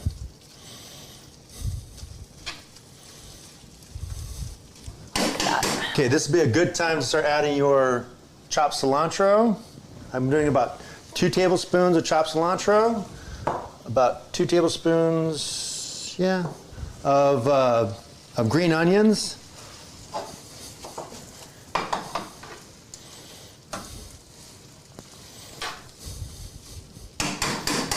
I'm glad you chopped me extra green onions. I can use throughout the week. Thank you. Then add our bean sprouts the last second, just to make sure that they're still nice and crispy. I don't like them when they're super cooked.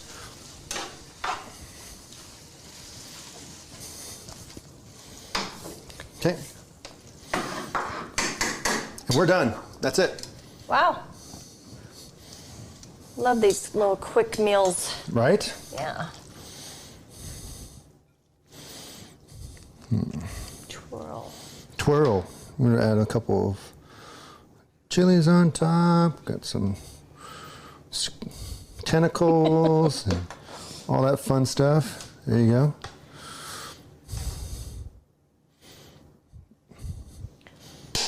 There you go, and that's, that looks like probably 2 whole portions worth of. Oh, come on now. Right? Who's your audience? Add some more cilantro and some green onions on top. Traditional chopped peanuts. Chopped peanuts. Right, all over that. Couple of lime wedges. And we're pad thai. And you're pad thai, just like that, guys. And see how it goes, how fast it is? It's just boom, boom, boom, boom, boom, done. Yep.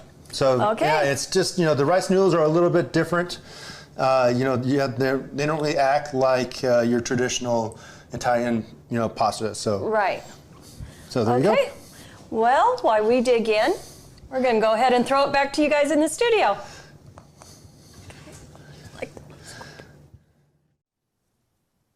Well, there you go. You see that? Yeah.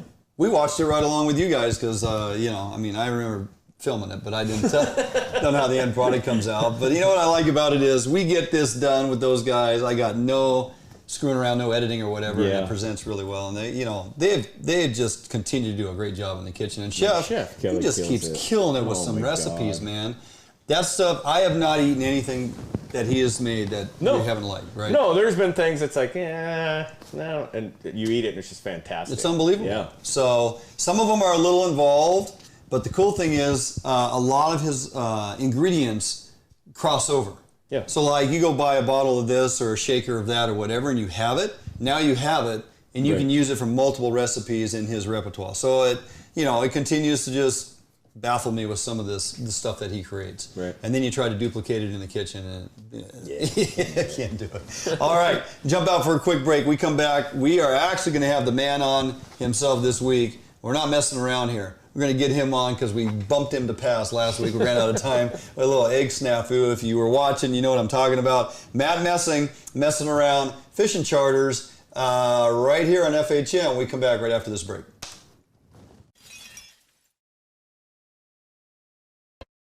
At Metal Supermarkets, we understand your need for fast access to a wide variety of metals. So we've made it easy. Our network of stores carries a wide variety of metal in all different types, shapes, sizes, and grades, with no required minimum order size. Who could ask for more? Simply tell us your dimensions online, on the phone, or in store, and we'll cut or process the metal to your desired size, often while you wait. We offer same-day service and can deliver the metal right to your door or job site. We even source hard-to-find metals, so no matter what you're looking for, Metal Supermarkets can provide it for you. And we're conveniently located with brick-and-mortar stores in Seattle and Portland, so you can check out our extensive stock for yourself. Superior customer service is guaranteed. Quality service from real people who know metal. We are the small quantity metal experts. To place an order, simply call a store to talk to one of our knowledgeable customer service representatives. Fill out a quote request online, order off of our e-commerce website, or visit one of our many locations and pick out the metal you want. Whether you're a small or large business, government, homeowner, or hobbyist, we make it easy for you to buy the exact metal and just the amount you need. We've been doing this for over 30 years, so we know how to get it done. Metal Supermarkets, the convenience stores for metal. Visit or call a Metal Supermarket store near you today.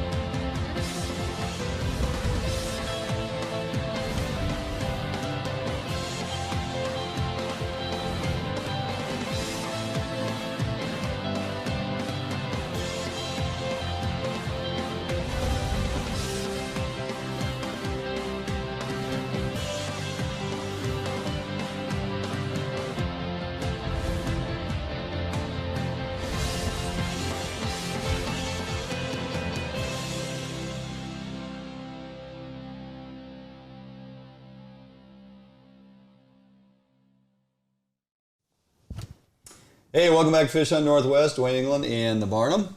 Once again, glad you're back. Yeah. Don't ever leave me again. You know, that's the problem with this show is that we got to do it every week. Right. And it's not likely that everybody's available. Matter of fact, at some point you're going to have to host a show. Yep.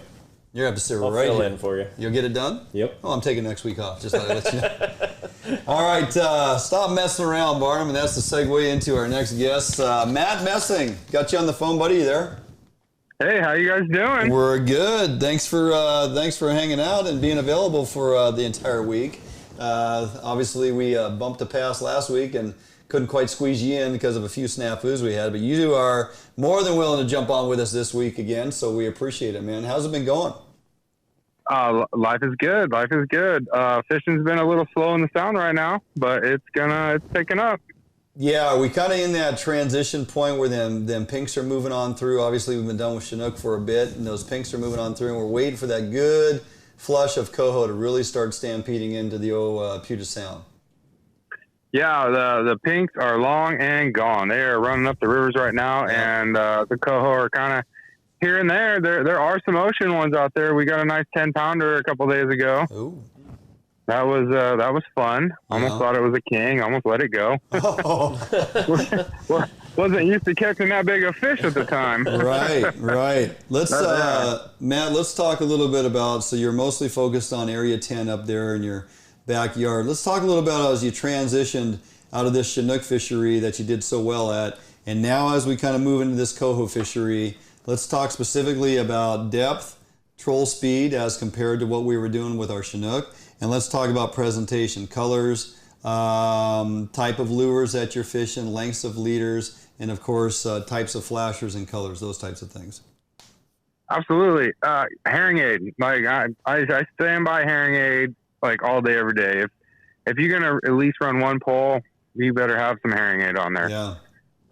The smaller spoons, that's what I caught that 10-pounder on, was one of the tiny, like little 2-inchers. So they're loving it. They're eating it up. A 2.5 herring aid? Yeah. Yeah. Okay. Little glow on the back. Yeah. And then, I've been running I've been trying out that new super herring aid flasher with the Silver Knight herring aid spoon on it. Right. And that is just, that thing's been terrorizing. That's getting it done too, huh? It's getting it done. On those, glow. On those smaller spoons, what's your leader length from your flasher to your spoon? I'm probably running about like 36, 42-ish, somewhere in there. Okay. You know, I usually do about a full pole on my leader length, you know, which is about 6 foot with my arm. Yeah. And then, you know, I'm probably trimming, you know, a few inches off of that thing, but I've been leaving them long. They're liking it. Let me ask you this. I get different answers from different people. I know what I prefer. You tying your leader directly to your solid ring on your spoon, or do you tie your leader to a dual lock and just simply clip that onto your spoon? No, leader is tied directly to the spoon with a like a 5 or 6 ball swivel. The bead chain. Say that again. To the flasher. Oh yeah, okay, all right. The other end you're running a bead chain to your flasher. Other end bead chain to the flasher. Yeah, and then just directly to that spoon. Yep, me too. So I've tried it both ways over the years, and I just think you have better, obviously, a solid contact to your spoon, but you also have, in my mind, you get better action on your spoon trailing behind your flasher. Way better action. Yeah. And I've actually ran the experiment where I put a swivel between my spoon and the hook. You know, guys thought you had to get that swivel on that hook because there was, you know, the fish would twist up and they'd pop off. I ran one with a swivel and without the swivel, and I got more hookups without that swivel on there because that little bit of swivel attached to that hook between the spoon it was too much weight. You weren't getting the same action out of that spoon. Right. Is that right? You totally, you took everything out of it. You put too much weight on the back of it. It didn't spin right. And so I pulled them. I will never put a swivel between my hook and my spoon again. Oh, interesting. Because I outfished it, and I proved it. I did it all day. I did it for like a week straight with the exact same setup, and the one without the swivel on the hook outfished the other side. Is that including up to even a 3-point size kingfisher? Yep. Everything. That was the exact one I was running. Okay. All right. 3.5 kingfisher herring aid spoon. Yeah. One with a swivel, one without a swivel. Interesting. Without a swivel all day long. Yeah. Yep. Okay. And it's a spoon game right now. Right. What depth are you fishing now for the coho that are starting to trickle in? 65 to 45. Okay. When the pinks were in, those coho seemed to be sitting down low. I was running 90 all day long. 90 foot catching pinks and coho. Yeah, I remember you said that. And then like the last week or so, I brought it up. 45 is where I caught that big 10-pounder at, hanging out way high, just cruising. Interesting. Okay. You're running all artificials with some hoochies mixed in and spoons. Are you running any herring out there at all?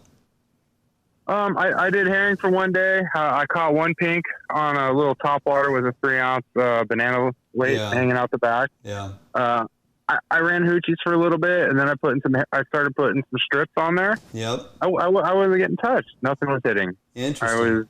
The spoon is what was getting everything. Okay. So honestly, I just quit putting hoochies down for the moment. Well, they might want them later, but they don't want them right now. David and I are going to come up there and jump in your boat and go messing around out there in the old Area 10 with you on the 10th. Yeah, Tuesday, next Tuesday. Yeah, it's coming up. So I hope them things are in there thick by then. It's going to be fun. Well, that makes 3 of us. Out. Yeah. Well, we got a little weather coming. Yeah, we got a little weather coming. Might just bump them, push them on down. So other than that, as things slowed here in between the runs within that area, you focus on Puget Sound. You jumped down out of Westport. You're running with Coleman, I think you said, doing some tuna trips right now, aren't you? Oh yeah, that's right. Yeah, and it has been awesome. We've plugged the boat and been back by noon to 1 the last 2 days. Wow. How many tuna is it? It's crazy. We're putting 50 tuna in the boat. What size you been seeing on the tuna? Anything over the 30-pound mark? Oh yeah, we caught a couple jumbos today. We caught, I think, about a 38 almost. Wow. Like 2 of them, they were huge. Like I gaffed them, went to pull them over the deck, and was just like, Holy my back, smokes. like like that, like tails dragging over the top of I the never want to hear you say, like, my what back the hell? again. You're a young kid, for God's sakes. Filing an L&I claim Oh, with my Mark. back. Oh, this fish kicked my ass. And the last time I said that was that 27-pound king I tried to pull into my boat. Like in one go, but How far out are we running for tuna right now? 25, 30? no, we're going about 40. Okay. Yeah, we're going about 40. It's just straight out kind of. Yeah. And it's just, it's been great. Lights out. We're going to go again tomorrow, and then I'll be back in the Sound for the weekend and all next week. Okay. All and right. hopefully them Coho are back there to play. I know there's a lot of guys running tuna trips right now. I actually had a friend ask me what I was doing tomorrow to run out and get some tuna. I just didn't have the time. That's right. 2 tuna trips in the last week we've had to turn down, Barnum. I'm getting tired of this. But anyway, the tuna's been good. Maybe at some point here we'll sneak in a September trip before the weather starts turning too bad. But yeah, it'd be good to get you back up Puget Sound and get that fishery of yours dialed in. So when we get Butterfield up there with us on Tuesday, we'll put him on a 15-pound coho. How's that sound? Yeah, we'll just let him grab every pull that goes off. There you I'm go. cool with that. And we'll just run the cameras. Okay, we'll just get his arm as sore as possible. Perfect. Yeah. Well, you got some openings throughout September as we continue to go after that coho fishery. We got the Everett Coho Derby coming up 21st and 22nd of September. First and second. Yeah. Yeah. Me and the crew will be up there fishing for that. Looking forward to that. We're gonna. I'll be out there with my buddies. Yeah, you're going to be screwing around that weekend actually fishing the Derby, I'm right? taking the weekend off. I'm going to go play. All right, we'll be in David's boat, his 220 Defiance, and we will basically be that boat that, well, you'll know it's us right behind you because we'll have a rope tied right to your stern. So you're right. Yeah, you'll be trolling us around as well. But I'll bring extra fuel. There you go. Well, we're looking forward to coming up there on Tuesday to have a day of just getting you out on the water, have some fun, and of course, a couple weeks from now, or a few weeks down the road, we'll all be up there for the Everett Coho Derby. Looking forward to that. We're going to spend the whole weekend up there. I got a house we're staying in. We're mooring in Kingston. It's going to be a really good time. We're looking forward to that event for sure. Oh, I can't wait. Yeah, I got to come up there and say hi. I'm going to give you guys some shit. Oh, yeah, we'll be there, so no worries. All right, what about through September? You got some openings? People can get a hold of you and book some trips so they can get opportunity on all these coho that'll be here in the next week or so? Yeah, absolutely. I got some afternoons next week. The week after, I've got a whole week wide open, and the week after that, I got slots. Perfect. Fish is going to get hot, and I'm ready to go. They can get you on Facebook. They can look you up at Messin Around Fishing Charters.com. Yeah, Google. Yep. Instagram, Messin Around Fishing. Gotcha. Yep. Okay. Hit me up. Got it. Well, and if you want to come tuna, the weather's going to be better and better this whole next week. So look for openings. All Rivers they might have an opening here and there. I was going to say, has Mark got some openings? Yeah, look up All Rivers. Keep your eye out. If you see an opening within the next week and a half, get it. Because it's going to be awesome. Yeah, pay attention to his Facebook page. He throws up some kind of emergency spots there every now and then, and he can get a good deal. Get a good deal. Get a last-minute deal. Yeah, wants to fill the seat, not run out there with just You'll make people. money. Absolutely. Right. Absolutely. Yeah, you'll make money on that tuna trip. Perfect. All right, Matt. Thanks for taking the time, man. And we will see you. I'll call you before then, but we'll look forward to getting up there Tuesday with you. Can't wait. All right, man. Have a good night. All right, guys. Yep. Later. All right, Barnum. With that, we're gonna jump out with our last break. We come back. 5 things 5 must-dos Yep. be successful in this elk season. Yep. And we're going to walk through Barnum's progression on elk calls. Right. And we're going to see if I can actually master in this short order here something that sounds like a cow. Ooh. Nailed it. All right, we'll jump out for a quick break. We come back. Barnum's 5 must-dos to be successful in your elk hunt right here on FHN.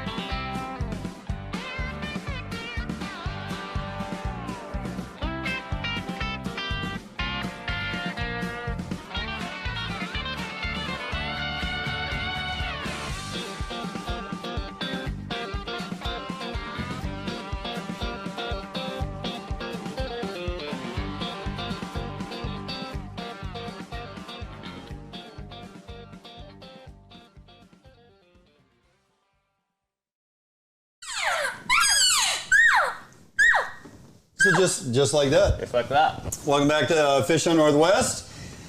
David, you got that picture? Before we get too far along. Oh. You'll get it. Okay. Yet. We'll get to it. Well, Shing was asking, what'd you feed the boys? Did you take care of them while I was gone? All homemade. Oh, absolutely. You know how long it took me to make that stir fry? Or what was it? The chow mein? Right. You really thought ahead with that barbecue pork fried rice. Like you had to barbecue the pork. You know how many eggs are in that? It's ridiculous. And to get that right red, crisp color on that pork. There it is. There it is. And then, of course, those wings, that was forever and a day. And you got the smoked salmon there. We got some pink and some coho. The smoked salmon was delicious. And that cheese. You don't have any idea how long it takes to make cheese. You literally broke it in half. You didn't even cut it. Ridiculous. I'm a hands-on cutting guy. Anyway, there you go. The knife skills were impeccable. Well, and you got the 16-ounce Coors there, right. too. So, taking care of the boys while Shing has gone away from the kitchen. God, get home quickly. We're starving over here. All right, Barnum. Elk season begins Saturday, 2 days from now. 2 days from now. Day and a half from now. Yep. You're very successful and a phenomenal caller. I can't tell you how elated I was that day you just randomly called me up and said, hey, you want to go kill your first elk? And I was like... That was close.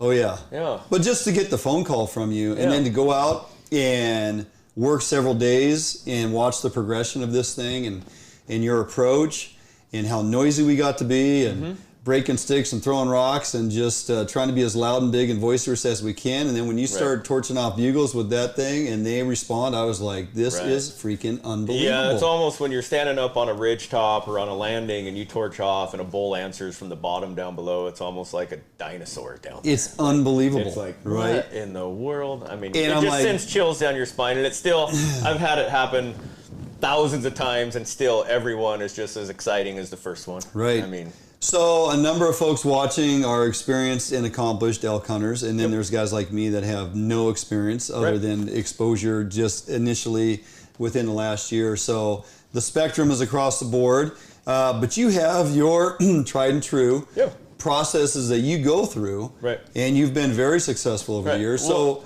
whether you're advanced or just beginning, I'm sure there's something we can pick up from you as we walk through this. It's a great time to be a beginning archery hunter, or especially like a beginning archery elk hunter, if you're getting into the call game as far as calling elk, because there's so many avenues out there for you now to learn. I mean, Phelps has great videos up. The Bugler has great videos up. I mean, there's all sorts of guys on YouTube to go, and just a plethora of information to teach you how to use one of these or use a handheld call, the reed called, whatever. But I really recommend that people, hopefully if you're hunting this year, or if you plan on hunting in the future, you get a diaphragm call, reed, and you put it in your car. And you start practicing on it on your commute to work, on your drive home from work, whenever you can, and blow this thing and learn to make the sounds. It's really not that difficult once you get past the foreign object feeling in your mouth.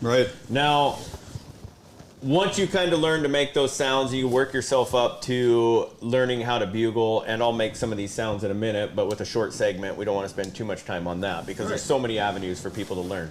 You have to learn. The hardest part for us is I grew up elk calling really young. I mean, we started blowing elk calls like 12, 13 years old and could always make the sounds. And I was a rifle hunter when I was younger. So, you know, growing up with Dad, went rifle hunting, and then once I got and graduated high school, my senior year, I decided to start bow hunting. But when you started blowing calls, not many guys were doing it. No. I mean, this bugling thing wasn't like, it hadn't been around for 20 years. No, and I can tell you, having confrontation in the woods when we learned, and that first season I was hunting with a buddy of mine, and we seen a bull from a long distance away, and we cut the distance down without making a peep down to a couple hundred yards. And this is a giant bull. I mean, I think still, my memory, who knows, but in my mind, it's one of the biggest bulls still to this day I've ever seen. And my buddy's like, dude, do one of your bugles. And I'm like, no way, man. No way. That thing's going to run. And I torched off a bugle. I mean, immediately he was just getting all ramped. And I mean, we had this back and forth calling session, my very first experience, and we didn't close the distance, and he wouldn't close the distance, but he probably bugled 200 times. And knowing what I know now, that's a dead bull. But at the time, it would be no different than somebody else starting out new. We didn't know what to do. We didn't know how to approach the situation, or we just assumed he's going to come charging in.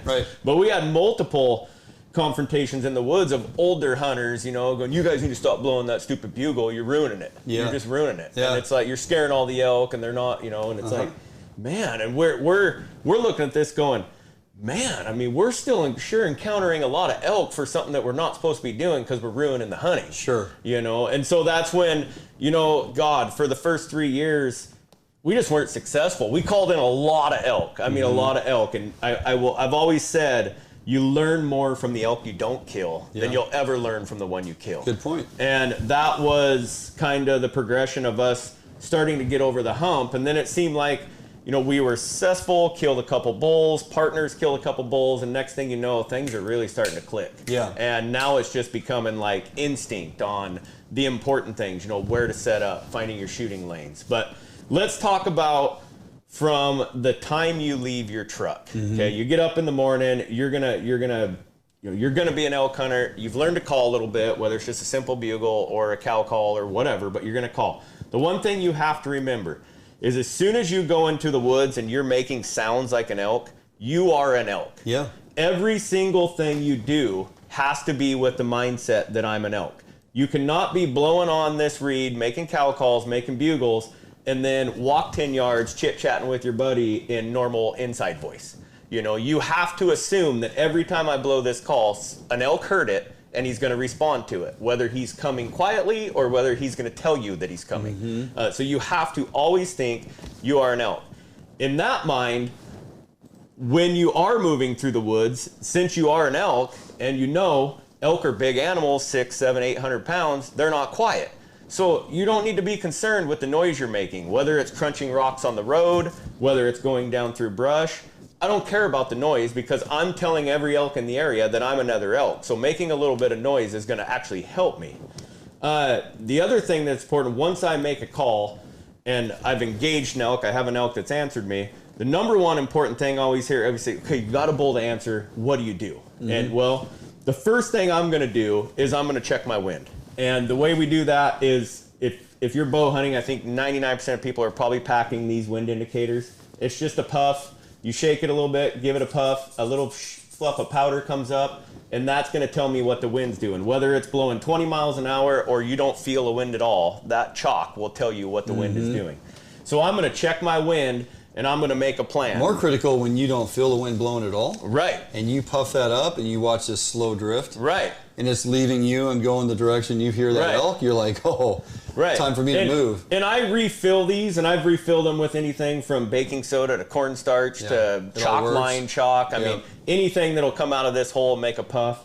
And I mean, I literally, Dwayne, when you were with me, I go through one of these a day. You just constantly. Non-stop. We take a handful of steps, you're proof, because that wind shifts. Right. It changes, and you made me a believer in always knowing where that wind is at. And no matter what the distance the bull is, if I check the wind at 300 yards and I'm looking to cut this distance to 70, 80 yards, I check my wind and I say, oh, the wind's in my face, and we take off running. I'm still checking it every 20, 30 yards, especially if I'm dropping elevation, because it could be doing all sorts of crazy things. And I've had times where I've dove off a hill with the wind blowing straight at the elk, knowing that when I got to the bottom it was going to be a completely different wind, and then making an adjustment once I got into that area. So sometimes it's the path of least resistance is how I'm going to approach that elk, and sometimes it's, oh, I'm really going to take the wind into consideration because I want to get around him. There was a, and that can vary in a sense of I want to get there as fast as I can. There was a situation last year where I had a bull answer, and because there were some cows out in the clear cut feeding and the bull was down in the timber, I actually had to sit there for 45 minutes and wait for those cows to feed in before we could come around and make an approach, because if those cows seen me and busted, they'd take the bull with them, and then the hunt would be, it would change the whole dynamic of the hunt. So, I mean, those are all things you have to take into consideration, and the wind is the most important thing. The wind does not care. It's going to change its direction. It's going to do what you have to adapt to it. There was a time with you, Dwayne, where I felt the wind change, and I just look at you and said, run. Yes. And you're like, run? Yeah. And I'm like, yes, we run. Gotta get out of here we got to get out of this location. Even though that bull is right there and he's potentially coming, we got to get out of here because this situation's never going to work because he's going to smell us. Right. And so we bailed out, turned around, reset up, fixed our wind, and continued to call. One thing with elk, I think that us hunters tend to do a little bit is we give them too much credit for their eyesight. They can't see really great. And the reason I say that's important, the thing that makes that so important is we have a tendency, new hunters have a big time tendency when an elk is answering and we're going down and we're getting a setup. So I've gotten a bull to answer, I've reduced the distance to I'm trying to get within 100 yards. Once I get within 100 yards, the first thing I'm going to do, if that bull is responsive, either he's coming or he's holding his ground, I'm looking for what I call the kill room. Okay, whether I'm in heavy reprod and the biggest spot I can find is a 10-foot square, just an opening in the trees, and I'm going to kill this bull at 10 feet, I'm going to kill him at 10 feet. If it's down in some bigger timber and I can see 60, 70 yards, then I'm going to kill him 60, 70 yards. And that's what we're looking for. So the biggest mistake I think people make is they worry more about hiding. They don't want the elk to see them. This elk is coming and they're worried they're going to get seen, so they hide. And when you're worried about hiding and worried about the elk seeing you, you're not setting up with proper shooting lanes. Right. Okay, the most important thing is when this bull comes in, I need to shoot him. So I need to set up with proper shooting lanes. Yep. That was the biggest mistake we made as young hunters, is we would always set up hiding. And then the bull would come in, and here we got this bull at 20 yards, and nobody has a shot. Right. Nobody can shoot him. And that was awesome and amazing, but that bull should be dead. And because we were all hiding behind trees, nobody could shoot him. I mean, some of that stuff we were in last year was pretty darn thick. Yeah. that we were just kind of waiting to see if we could hear something moving, coming, closing the distance on us, or not that we were going to shoot there, but we had to wait to see if we were going to have anything move that we could then move to a different area. Right. I'm trying to pinpoint. Now that I've closed the distance, where is that bull? What's his path of travel? Where is he coming from? What's his intensity of come? Do I need to stay here and call for 10 minutes, or do I need to go after him? Right. And so that's why that's important. So instead of getting behind the tree or behind the brush or behind the stump, get in front of it. Yeah. Use the tree as a backdrop. I don't worry so much about face paint, face mask, all that stuff. One thing I like to do is when I set up, I'll hold my bow directly in the draw position. So my bow's here, and I just hold it. And then when I see the bull, I see he's coming, I'll hook my release, and then my draw is just straight back. And I'm actually breaking up my figure with my bow.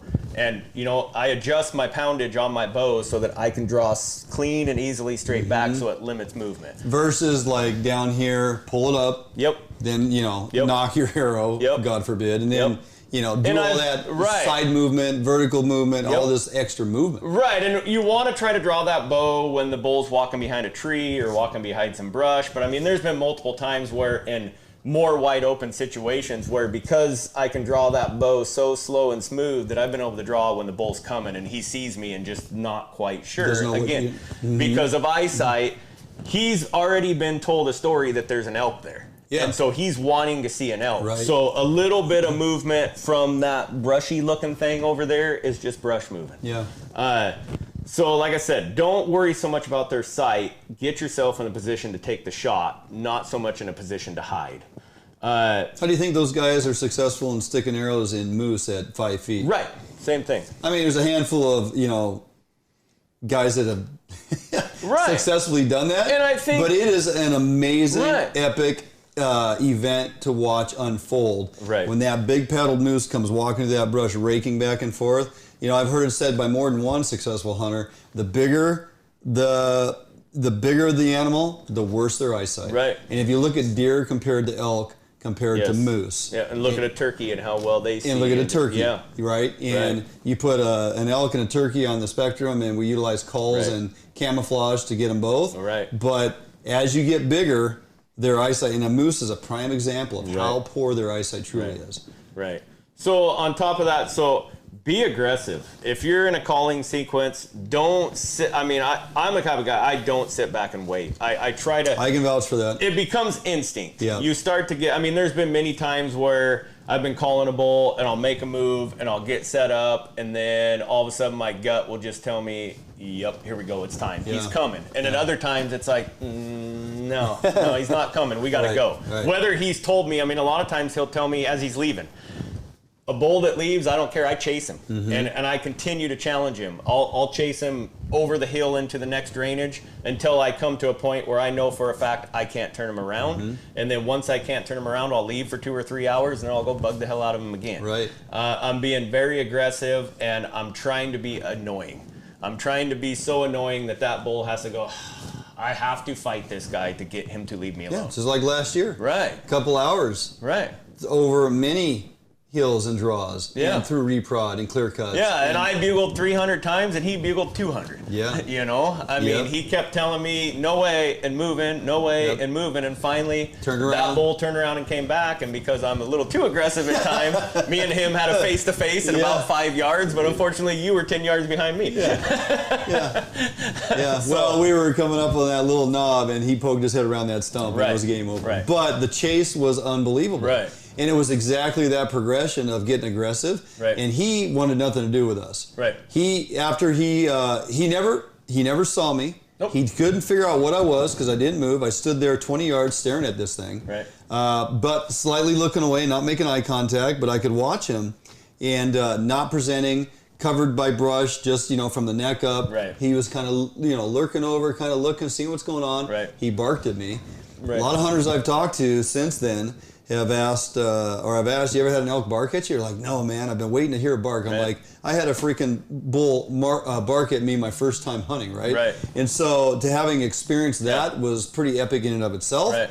And so on that note, a lot of more experienced callers, I hear it all the time on all these podcasts and all these shows. Man, once an elk barks, it's over. We called that bull in.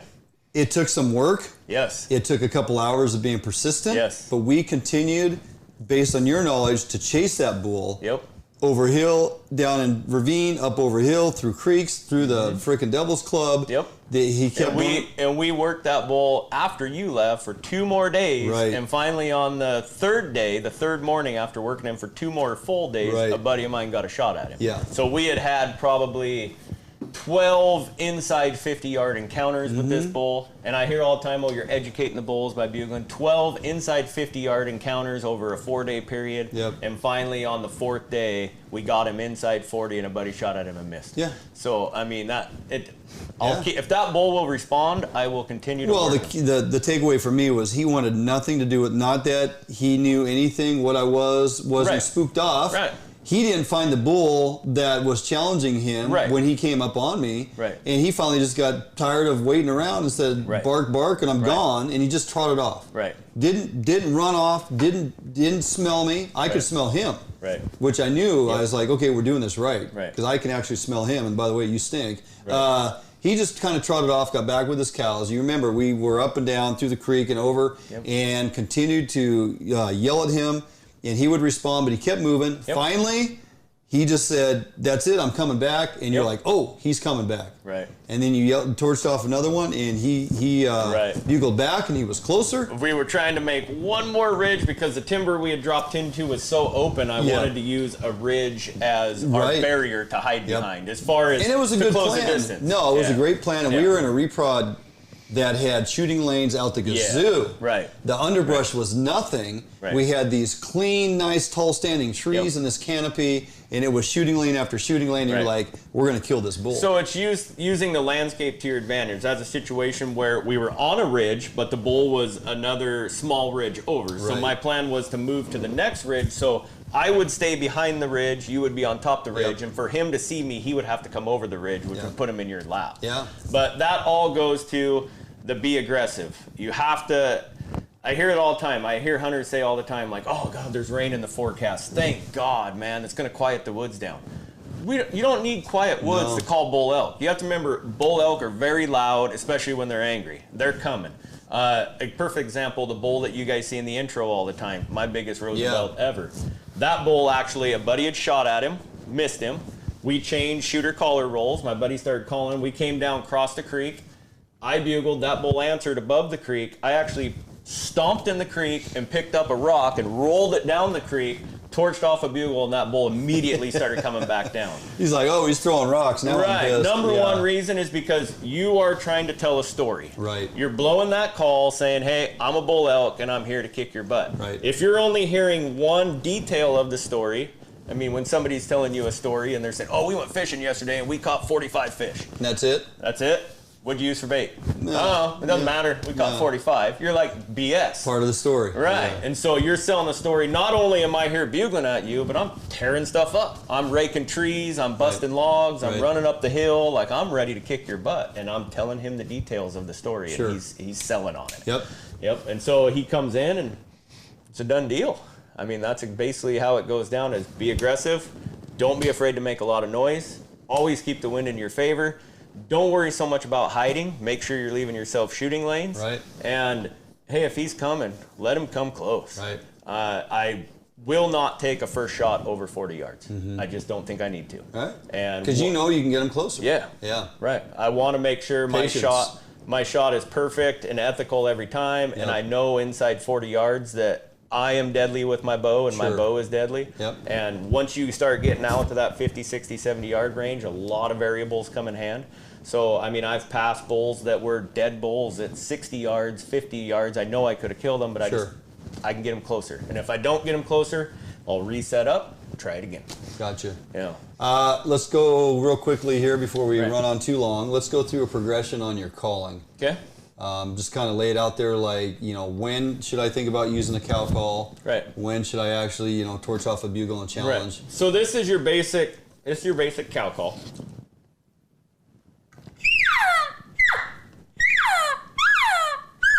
So that's all we're doing. I'm not a big time cow caller. I like bugling bull elk. I mean, honestly, if I'd go a whole season without making a cow call if I could.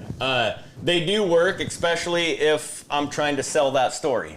You know, if part of my story is maybe I have a bull that doesn't want to be super responsive, I'll rip out a bugle. He doesn't seem to want to answer it. I'll, 5, 6, 7 bugles before I can get him to respond back. Maybe I add a cow call and all of a sudden he hits it. And it's like, okay, well, he's interested in the fact that there's a cow with me. So does he hear that and go, oh, there's a new cow here?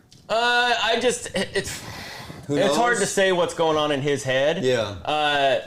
Maybe he doesn't have cows. I mean, you don't always know when you're, most of my calling situations are blind calling. Yeah. I mean, you're locating. I'm locating bulls. We've went entire seasons where we've killed 3, 4, 5 bulls and never seen a cow elk. All we saw were bull elk because we're not looking. I mean, if they're in a clear cut, we'll see them, but in a calling situation, I care less about cows. Right. So, I mean, that's that situation. So it's part of selling the story is really, I mean, I know a lot of guys will say, well, I can sit down and I can cow call and have bulls come in all day. Great. That's awesome if it works for you. I just don't like to do it. I like to scream at bulls. That's what I like to do. Again, I can vouch for that. Yeah. So that's my normal call. So I'll start it by, I'll get up on a ridge. I'll get up on a good bugle point, somewhere where I feel like I can broadcast a very wide area. And then my locate bugle is usually just trying to hit the highest pitch whistle I can get as loud as I can. Well, I can tell you from just the one season with you that we head for we go up old logging roads and we get to that landing. Yep. Because from that landing vantage point, you can broadcast off of this side to this range and draw. And then you can walk over to this side over here and you can broadcast to that range and draw. And maybe you walk down the road a little bit to the next little nub that they had some type of... if we're working clear cut, if we're bugling off clear cuts, we'll do that. If we're bugling in reprod or timber, every little dip and drainage off of the ridge, I'm bugling down that drainage, I'm bugling down that drainage, and I'm just going to continue to work and bugle down every single drainage. And like I said, this is my basic locate bugle.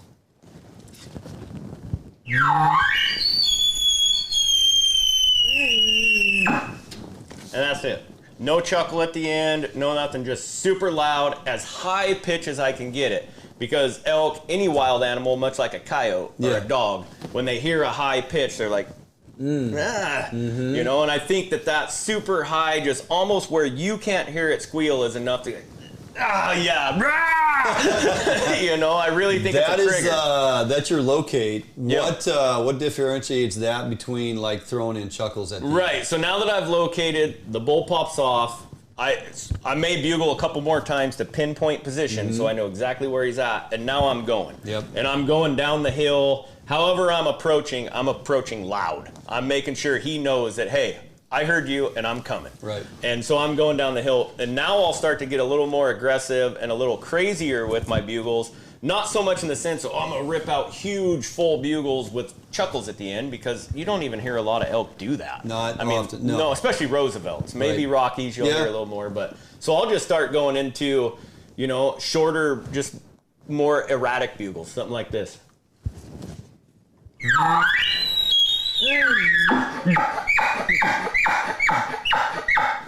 And then maybe I'll start out with a chuckle.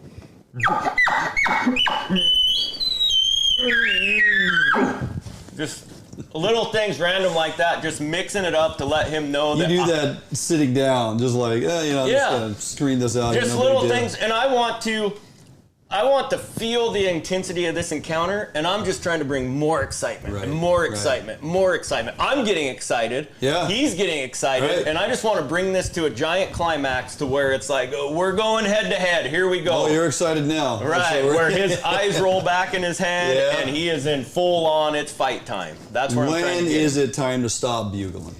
I think it's time to stop bugling when I'm prepping for my shot, when I know he's coming.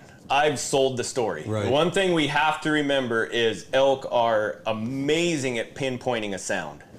Whether it's a cow call, a bugle, a stick. We've talked about that. Their ability to triangulate. Much like in modern technology, cell towers. Animals have this innate ability to somehow do that. It's you can't understand it, you can't explain it, but they can. So my last bugle a lot of times will be a bugle will actually turn away, try to blow the other direction, or I'll see where I want to be as this bull's approaching, and I'll rip a bugle and then I'll run to that spot. trying to make him think I'm still back here a little bit. So he's not focused on where that, he is focused on where that sound was, but not where I am. Exactly. Right? So he's going to walk right through me. And so that's, other than that, there ain't many reasons I stop bugling. Like if a bull starts to become a little unresponsive, or if I see the bull that I killed last year, he hung up at about 40 yards in some thick brush and was just standing there, and no matter what sound I make, he didn't want to part. He was hung up. He just didn't like it. Yeah. Well, I had my youngest son Hudson behind him, said rake a tree. He raked the tree. I let out a chuckle. The bull chuckled. And I went, okay. Still engaged, right? Yeah, now we're starting to, bring it up.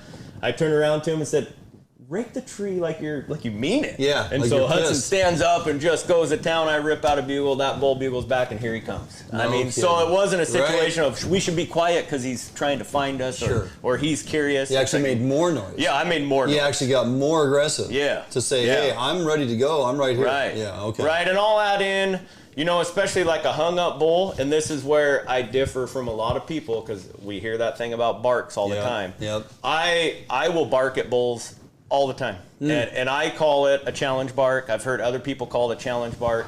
Basically, I'm telling that bull, so when does an elk bark? For the most time, when they see something, they're not sure what it is, they bark to say, what are you? They're frustrated.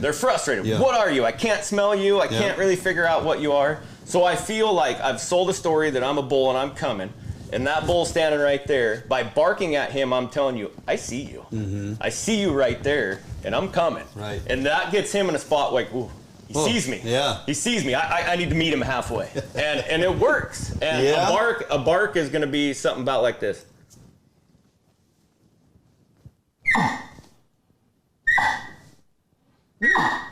Just something like that. Just to tell him that I see him. Right. And usually I'll bark a couple times, see how he reacts to it, and then I'll hit him with another bugle. Yeah. And like I said, be creative on your bugles. My buddy used to laugh at me all the time, and he'd always say, it works. I called it the triple bugle. And it works. It the triple elevates it. bugle. Yeah, and it would just be something just like this. Let's hear the triple bugle.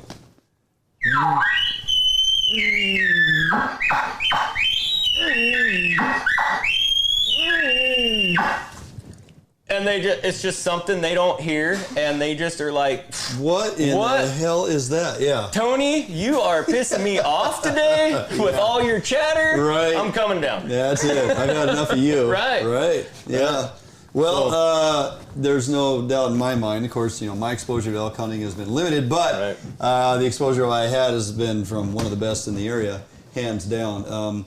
You can teach a ton of people a whole lot about bugling, my friend. Yeah. Good stuff. So hopefully that kind of walks you through Barnum's, 5 must-dos to be successful on your elk hunt. And, if you got questions, want some insight or some tips on your bugling or other things that you got going on, then simply hit us up on Facebook, hit us up on Messenger, ask Kelly yourself, for some advice on how to get better at your elk calls, whether it's albeit a cow call or your bugling or what have you. Some of your hang-ups and things that you're struggling through, hopefully we can find a way to help you out here on FHN. So, ran a little long, but phenomenal information. Right. I'm not going to just cut it short. Right. And the last thing on that, guys, is hunt all day. I see it all the time. Like, it gets 80 degrees and guys are like, I'm done. This is a rule we have. Any bull that bugles after 11 o'clock is a dead bull. Dies. Is a Hands dead down. bull. So just keep working that bugle, keep making the rips, just keep hiking bugling, keep driving bugling, however you're doing it. But any bull that bugles in the middle of the day always dead dies. bull. That's right. Yep. All right, on that note, we're going to call it a show, wrap it up. We will definitely be back. You're going to be here next week, right? I was checking. I'm going to write that down. Yep, we're back here next Thursday, 7 p.m. to 9 o'clock, even though it's 9:20 tonight. Yep, But, went a little long, but when the info's good and you got Barnum in the house, you got to follow through with it. So thanks for joining us.